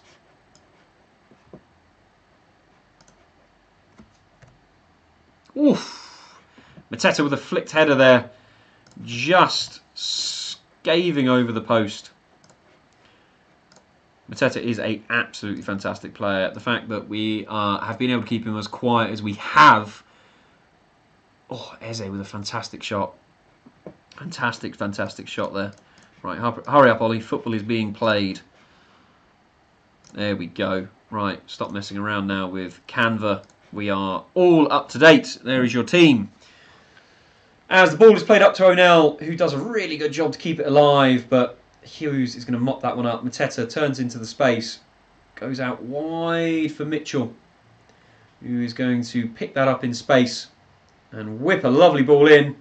Oh, Munoz coming in at the right back, the far post, heading over though.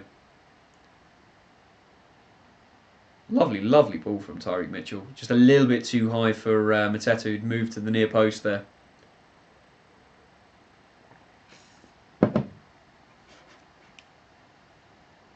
just want to double check. Haven't missed any Crystal Palace subs. Nope. Other than Chadi Riyad coming off for Richards at the start because of injury. Still no substitutes for Crystal Palace. So yeah, as I say, Mr. Glasner was not bluffing when he said that he was absolutely willing to play most of his key players, both tonight and at the weekend.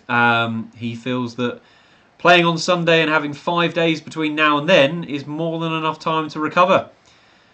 As Decore's got all the space in the world, goes to Richards, and Crystal Palace look to be very in control of this game. It's going to take a real mistake or catching them on the break brutally for Norwich to get back into this one. And there you go. There maybe is a mistake as Gibbs wins the ball back. McLean, though, loses it really too easily. Oh, great tackle there from Doyle. Gibbs now finds Cernak, who gets away from Mitchell. Does well to keep that ball. Callum Fisher now closed down by Eze.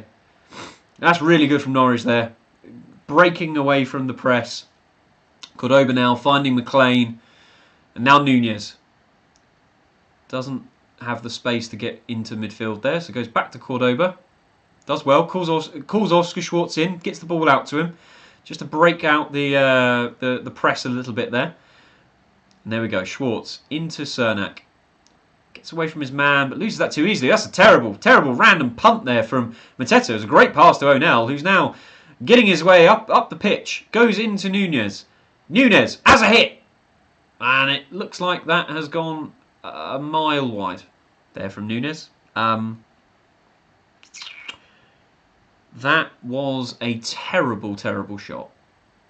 Wow. Palace just want to win for confidence like we did for Stevenage, yet we didn't play a real dominant team. Yeah, absolutely. I don't blame them for doing what they've done tonight. It was part of the reason why I predicted losing 3-0, because I thought they were going to play a solid squad. I mean, it looks like now Adam Wharton's coming on, which is just ridiculous. Why on earth you need to be playing Adam Wharton at this point, I have no idea. England international, of course. Yeah, wow. It looks like, who else we got coming on here? Malang Sarr, who loves a goal against Norwich, so that's going to be great fun. As Eze here has profited from a slip, and Mateta kills the game. It's 3-0. It was a slip from Callum Fisher. I didn't see the lead up to that because Sky were focusing on substitutes that were just being made ready. Again, Sky producers have no idea what they're doing. And that is the easiest goal Mateta has probably scored in his time at Palace. So the only thing that I think I'm going to be hopefully joyous of tonight is that I got my prediction completely right if Norwich can keep it this way. But that is not really a lot of constellation. Unfortunately, it is painful as ever. Yeah, poor slip from Fisher, and that is a bullet of a shot from Mateta. Long can't do anything other than just palm it into the back of the net.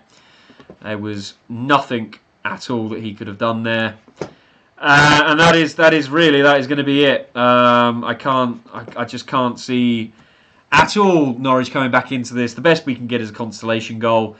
But hey ho, yeah. Hopefully Norwich can get that goal, as you say, cryptid.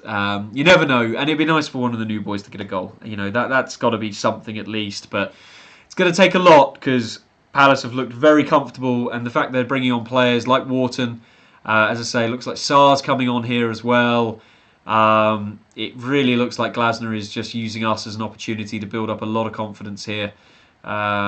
This is a lot. This is going to be a bit of a kicking to take for Norwich fans, of course. But yeah, we'll discuss it after. We will discuss it after, of course.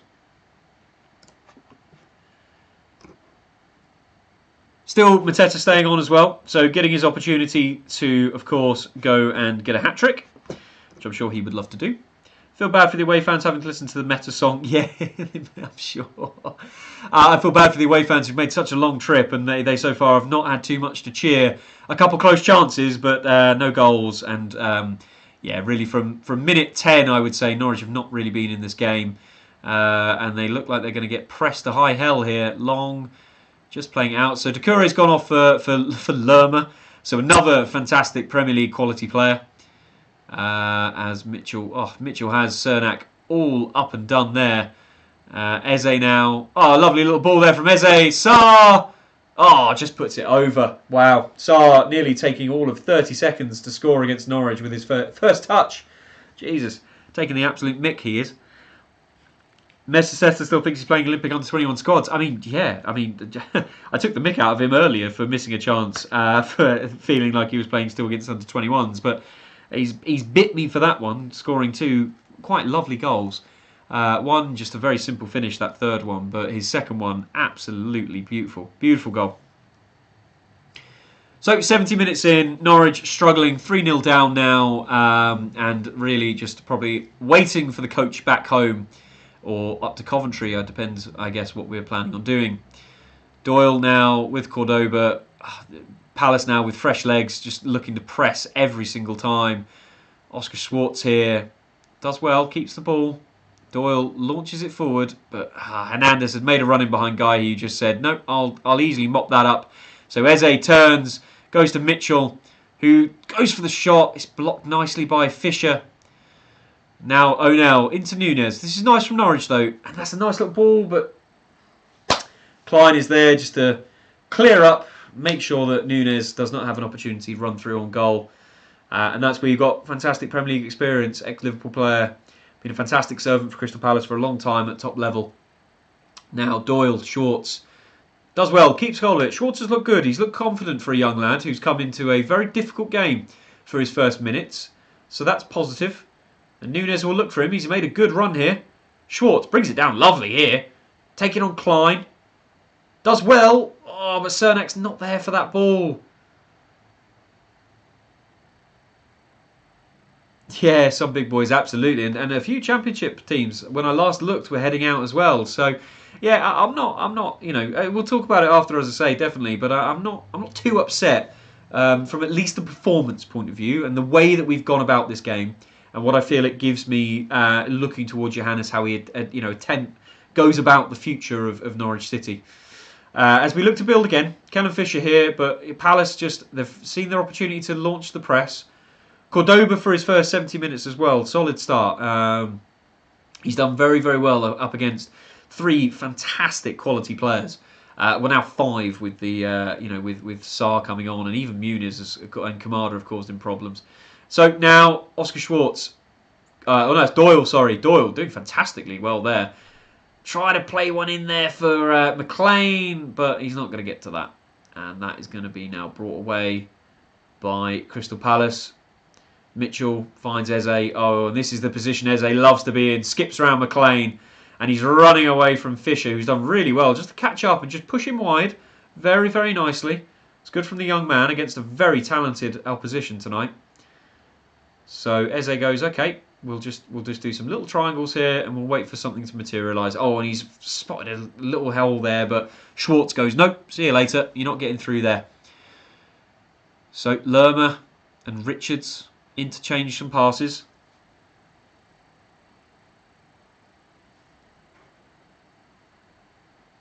Yeah, I know, Em. Unfortunately, it's been a bit of a one-way stream tonight. As Mitchell finds Eze, Palace looking to do the celebratory goals now. Nunes, with 5 men closing in on him, does very well just to find a little bit of a route to just pump the ball clear. Did you go to Liverpool away last season? No, I didn't, unfortunately. I've been finally getting myself sorted, Cryptid, to go to a lot more games, and I'm hoping to go to a lot more away games, especially this year. In all my years of supporting football, I've spent a lot of my time at Carrow Road or Brisbane Road watching Leyton Orient. So a lot more away games coming. I assume you were at Liverpool, though. I assume that was probably quite equally as painful as this game. In terms of the performance actually being quite a bit worse from what I can remember. As O'Neill tries to skip around Klein, but Sarr's going to just come back and just mop up, help him out there, and bring it back to Gahey. And now we're here with Lerma. Mateta goes out to Richards. It's lovely, lovely football from Crystal Palace. For some reason, Sky have moved again away from the football to look at Oddison Edouard, who no one cares about. He's probably going to get sold back to Celtic. After having a bit of a mixed bag time. Here's Sarr, finds Munoz, tries to squeeze it to Mateta as Wharton wins it back in the Norwich box. He goes to Klein, back to Wharton. Yeah, Borges' goal was stunning. I can remember we did score.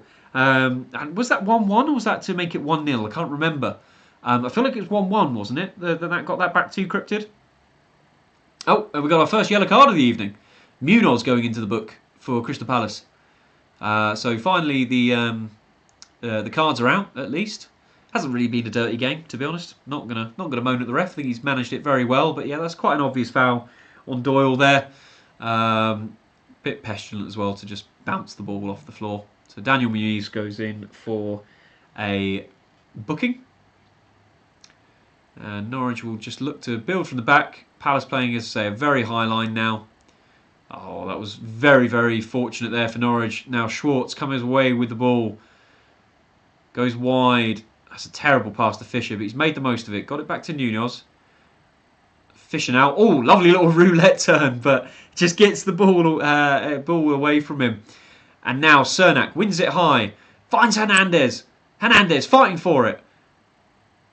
He's still got it. He's still got it. It's with Nunez. Goes out wide. Fisher gets it in. Oh, no one's there. So Mateta cleans up. Nunez does well though. Puts the pressure on. McLean gets it into Schwartz. Schwartz in the box. Goes to Hernandez. Oh, and again just can't quite get the shot off. So Cordoba wins it high. So Nunez now just outside the Crystal Palace box. We've got Kellen Fisher. Nunez into McLean. Can Norwich get that goal? Can we get something to take back home to Carrow Road? That's a lovely ball for Nunez. Cernak does well. Wins it. Gets round Richards. Oh, but he can't quite squeeze it in. Fisher though. Can he get the ball? It's with Schwartz. Keeps it. Oh, Cernak can't get it. Wharton brings it away. Oh, McLean definitely fouled Eze there, but it doesn't matter. Adam Wharton brings the ball away, hoofs it long. I think that's going to be easily mopped up there by Callum Doyle. Yeah, he's going to pump it long though, very quickly. And Hernandez done really well to hold off Klein. McLean is going to say, thank you very much, ref. We'll take the foul for holding on Hernandez there. Barrow scored the first penalty. Oh, has that gone to penalties, Cryptid? Let me just bring that up on the side so we can keep an eye on that one all together. Yep, so Barrow, as Cryptid said, they're now 2-1 up. Derby missed their first penalty. So Barrow looking like they might knock out Championship team Derby County here.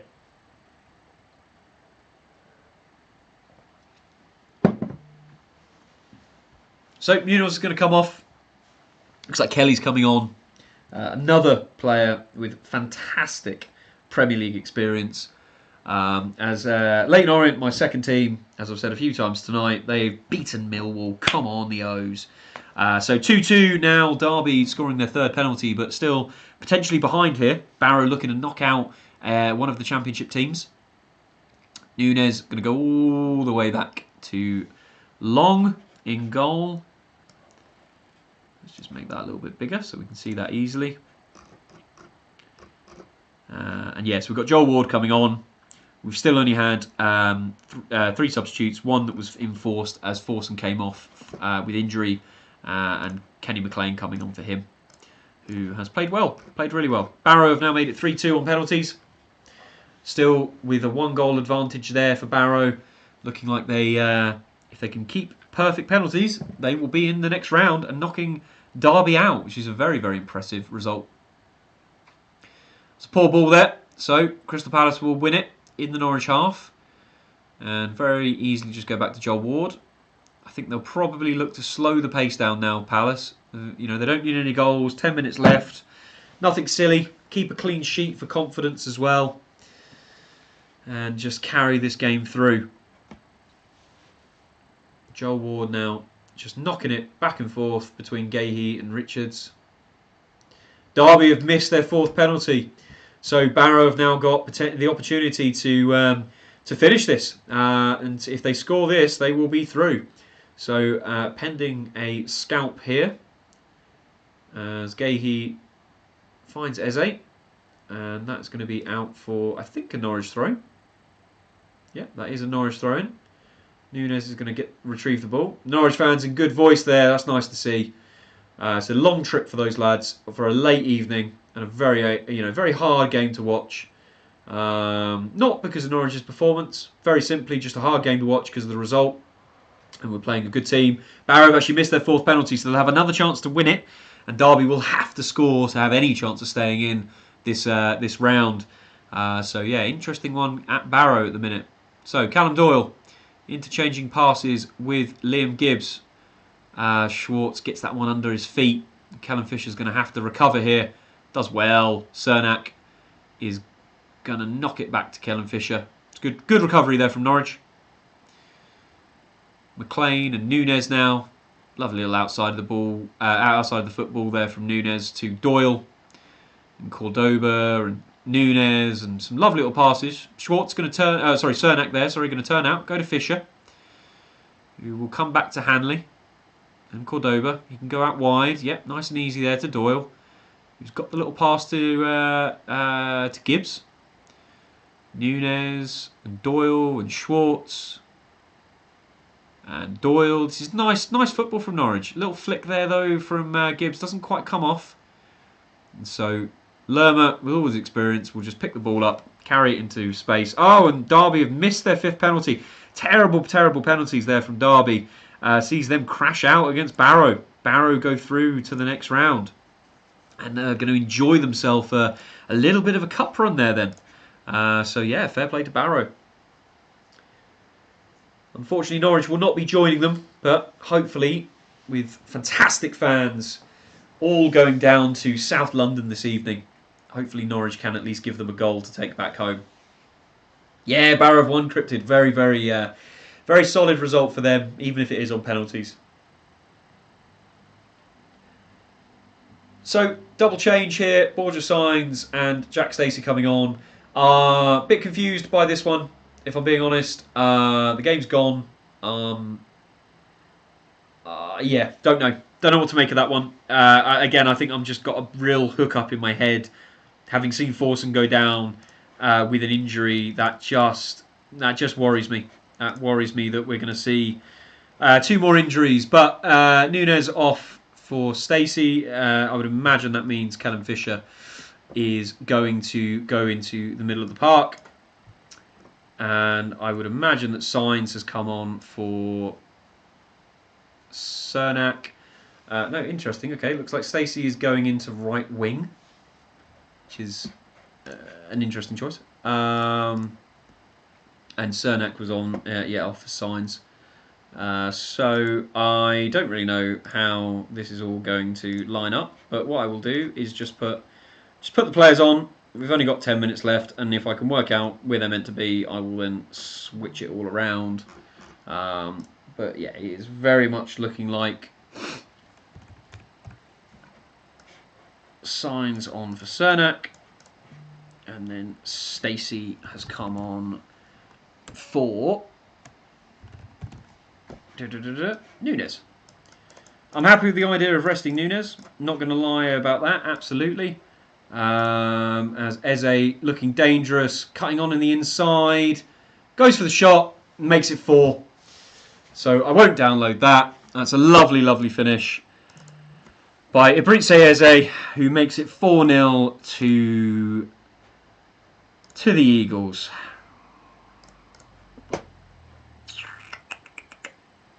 Wow. He is a brilliant player. He has played absolutely fantastically tonight. He has caused us headache after headache after headache. Ibritse Eze is easily one of England's better wingers, in my opinion.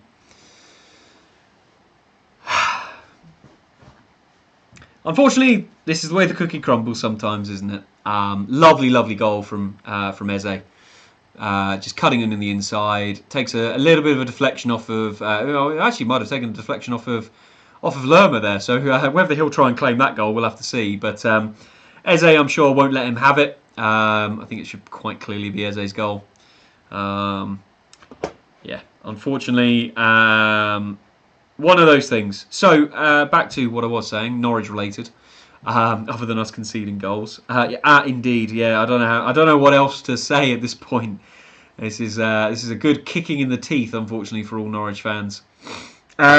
Yeah, happy that Nunes has been replaced and rested.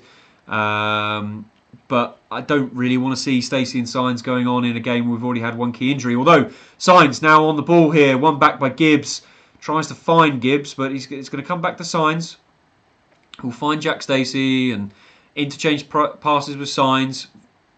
But look at all the men behind the ball there from Palace who really want to keep that clean sheet. That is both our predictions gone cryptid, absolutely. Yeah, I think that's why I'm probably even more disheartened. Eze hasn't even allowed me to get the 3-0 prediction right. Cheeky sod. as Norwich look to try and just build something, but we just slowly pushed all the way back to our keeper. Good defence by Crystal Palace, just working that clean sheet into existence. At least it isn't a league game. Absolutely, look, there are bigger and more important things to come. Again, we'll talk about it in more depth after the game is finished. But I can't think of anything particularly to bemoan Norwich about at this point. It's just we have played a much better team. We've played a solid Premier League team here, and well, we're bottom half of the Championship. This is what you'd expect. As Lerma lumps it forward, looks to find Sarr. Cordoba does really, really well, and Sarr is offside. Anyway, McLean. Okay, interesting. I thought the free kick had been taken there, so I don't know. It seemed like McLean felt that the free kick should have been taken from his spot, so nearly lost the ball to Mateta there. But McLean now on the ball. Goes out wide to Doyle. He's got some space to try and utilise. Uses Signs, who's now drifted over to the left. He'll come back into Cordoba. And now Hanley. Kellen Fisher comes back to Hanley. Goes out to Cordoba. Cordoba needs a runner. He finds Signs at least.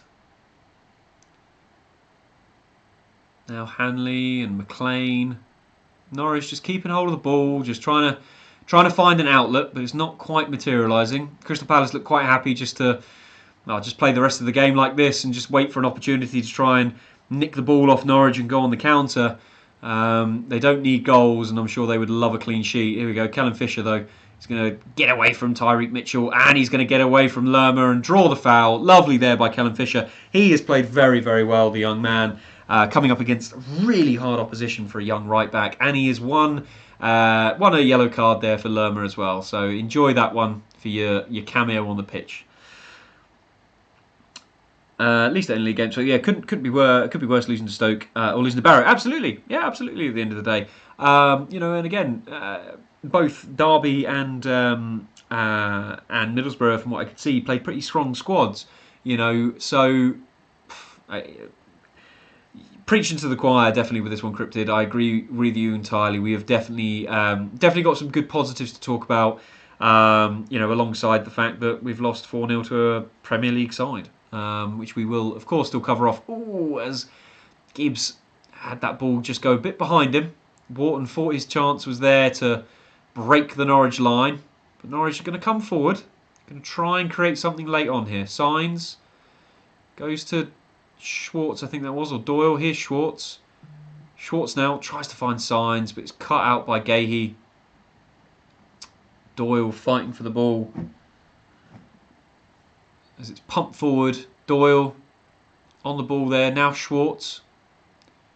It's hard to recognise those two. They've got extremely similar haircuts and colours, and they're pretty much the same height and build. So that's going to be good fun throughout this season. Stacey now with Fisher. So it looks like Stacey is kind of playing like almost a bit of a right winger. That's nice there from Doyle. Good positioning to open up the space there for Gibbs to find him. And Signs goes down the line for O'Neill. O'Neill, who's run all evening. He will always give his everything for Norwich. And just falls on top of Mike Gahey there. Playing a few little shenanigans between them. As we start to approach the 90th minute. Hopefully not too much injury time. I think both teams will be quite happy, especially having both got two pretty nasty injuries in the first half. I think they'd both be quite happy to get away from this one without any more injuries, especially when the game is absolutely done. So Cordoba now finds Kellen Fisher in a bit of space. He comes forward and is definitely fouled. And this is a free kick in Marcelino Nunes territory. I'm not going to say it. Don't you say it. All right? Kellen Fisher, yet again, has played. Oh, Nunes has gone off. What am I talking about? Borja Signs territory. This is what we're going to see now. We're going to have a nice whipped shot from Borja Signs, I'm sure. But Kellen Fisher, I think, has been an absolute shining light in this team. Another fantastic run from him from right back. Yeah, only 3 minutes. Standard stoppage time. A lot of that's going to get eaten up by this free kick, I'm sure.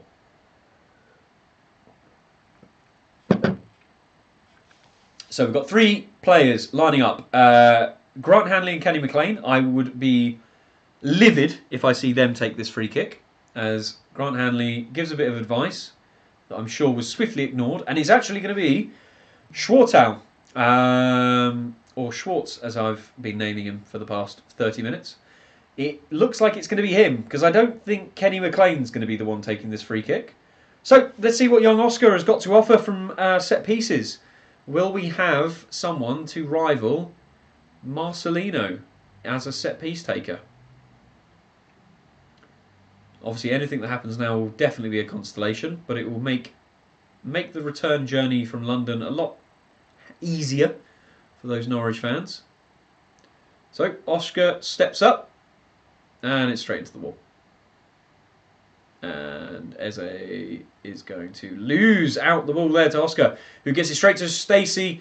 Whip ball in. He doesn't even beat the first man. And now Mateta is going to bring it away, but Grant Hanley, terrible touch from him. Wharton now into Sarr, who's going to try and bring it away. McLean mops up the loose pass.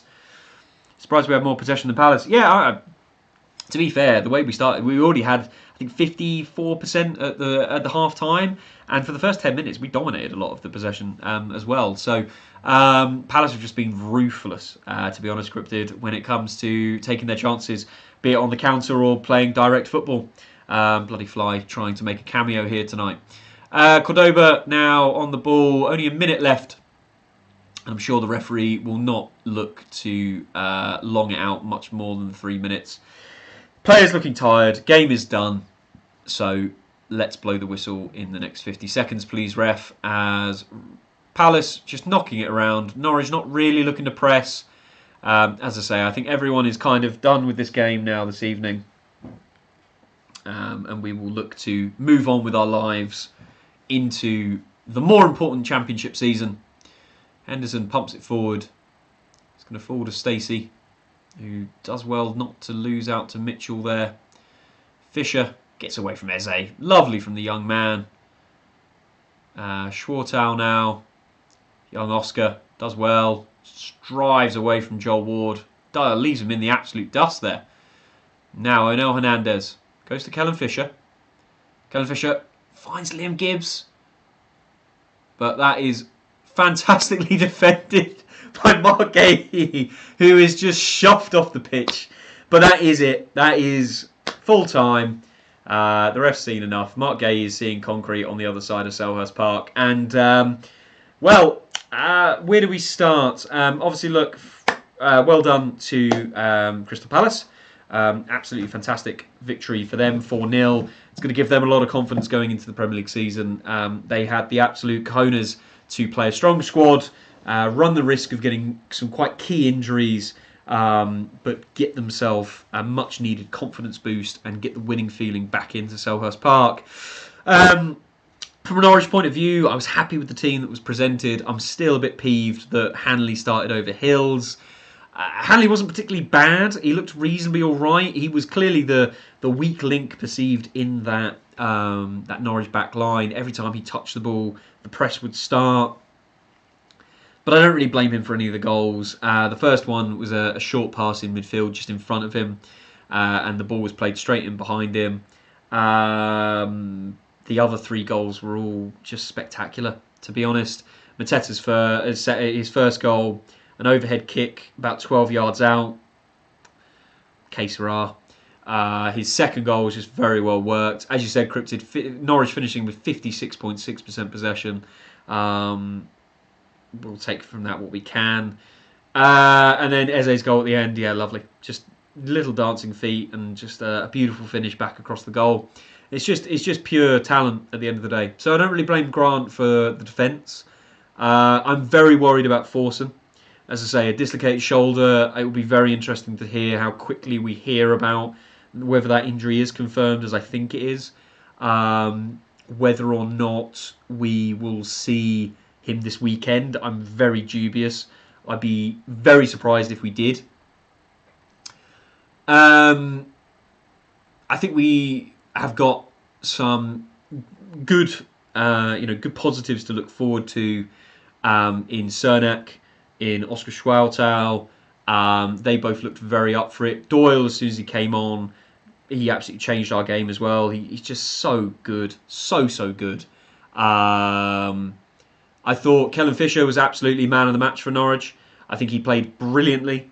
He created so much down that right hand side. I think he'll give a headache now to Johannes, because I love Jack Stacey and what he does for us, but I think Kellen was just as good in this game, especially when you take into account the fact that this is a much harder opposition. We're under the lights at Selhurst Park. There's going to be a lot of pressure on a very young shoulders. I think that gives a lot of thought now for Johannes as to who he plays at right back. I thought that Liam Gibbs actually played pretty average. He played all right across the whole 90 odd minutes, but it's just so many times he's just rushing the ball. He's just not. He's just not as calm as we see in so many of the other midfield options we've got. Nunes looked tired. I think it's a shame that we played him as long as we did. He was clutching at his chances. He just didn't have the flow. That's a lovely goal. They're showing it again from Mateta. There's nothing you can do about that. It's just audacious. There's not a lot that I feel happy about, Nunes about, but I don't blame him. He's played a lot of football. Cordoba looked fantastic throughout the 90 minutes, really calm. Again, just like Hanley, I can't really blame him for much. He looked comfortable on the ball. He was he helped that presence of being confident to play it out from the back. Look, that's all my nonsense. I'm quite happy that we didn't play Sargent. I'm very happy that we got away with no other major injuries. Roll on Coventry. That's got to be the big thing. Roll on Coventry. But look, just before we head off, I'll give you guys a few minutes. Get your thoughts in the comments. Let me know what you thought of the game. Who's your man of the match? What do you think the starting lineup for Coventry away should be? And if you wouldn't mind, just let me know what you thought about the stream, because it's greatly appreciated, and obviously it helps me with improving for next time. But I'll stick around for a few minutes and see what pops into the chat. So let me know what you think.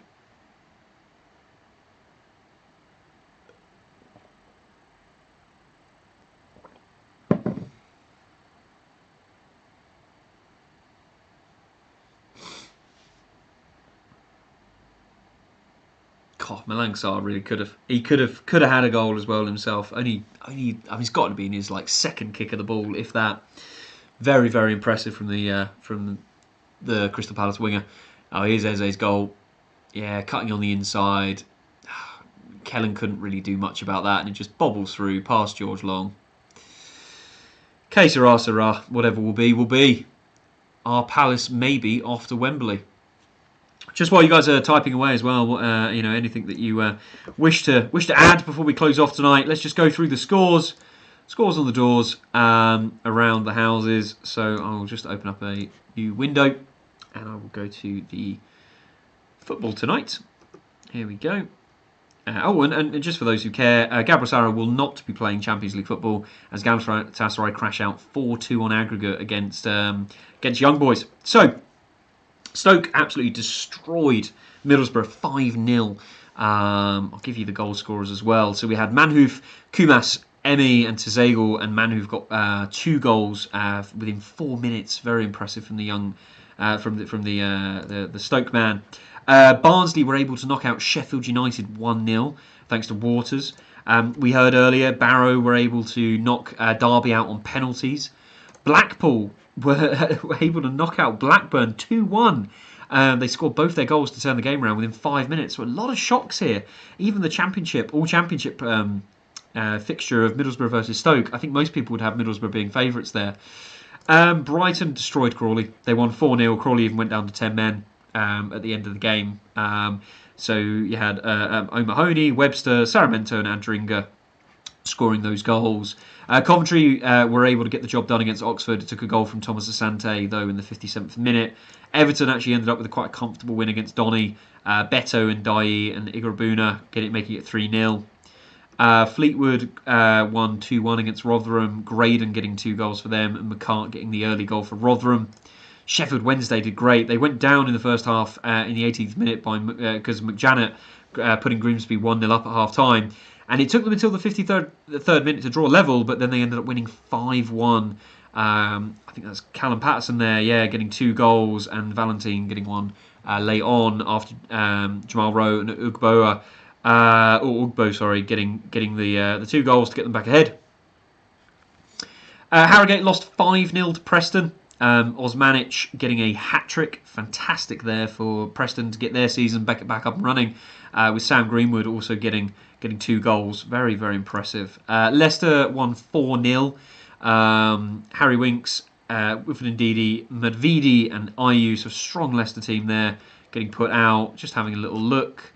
And it doesn't look like a certain Cannon played. Is he maybe on the way to Norwich? We will see. The Mighty O's, thanks to Ajayi, they beat Millwall, so another upset there. Millwall being knocked out. So a lot of Championship sides crashing out here. QPR, amazing job by them. They were able to beat Luton 4-1 on penalties, so another upset there, I would say, personally. Bolton were able to win 2-0. Charles and Usue Tutu with the goals. Walsall, fantastic effort by them. So I believe that's League 2 Walsall causing another upset, knocking out an perfect starting Huddersfield 3-2. What a game as well. So Huddersfield took the lead with Karoma. They then went down to 10 men. They increased their lead through Ruffles, but then Walsall turned the game around within 14 minutes. It was Nathan Lowe getting 2 goals in the 63rd and 70th minute, and then an own goal from Hellick was able to secure a 3-2 win. Watford, comfortable win as I thought it would be against Plymouth. They won 2-0 thanks to Radjovic, who got 2 goals, one in the first half, one in the second. And then finally, Fulham were able to knock Birmingham out 2-0. Jay Stansfield and Raul Jimenez with a penalty in the 10th minute. They had the game wrapped up after 15 minutes. Joe, I've just seen your comment. The one thing I'm going to say, we tried our hardest. We need Sargent on the bench. We didn't even bring him on. How do we prepare for Coventry? So, yes, absolutely. The performance, I've got nothing to fault Norwich for, genuinely, other than we're just not as good as Crystal Palace. But that's not really our fault. That's not where we're at the minute. Sargent, I absolutely feel like he just didn't come on to protect him. As I say, I would have been very upset, especially once we were 2 or 3-0 down, to see him come on, especially when we've had a big injury already. How do we prepare for Coventry? We just got to put this to bed. Very quickly, I'm sure Johannes will have the boys in probably for a light session tomorrow afternoon, and just say, look, recovery starts. We're done. It's a cup game. It is what it is. Get it gone. We're going to play a very different starting 11 against Coventry. We're going to be playing a very, very different team, a much easier team. No disrespect for Coventry, but it's just fact.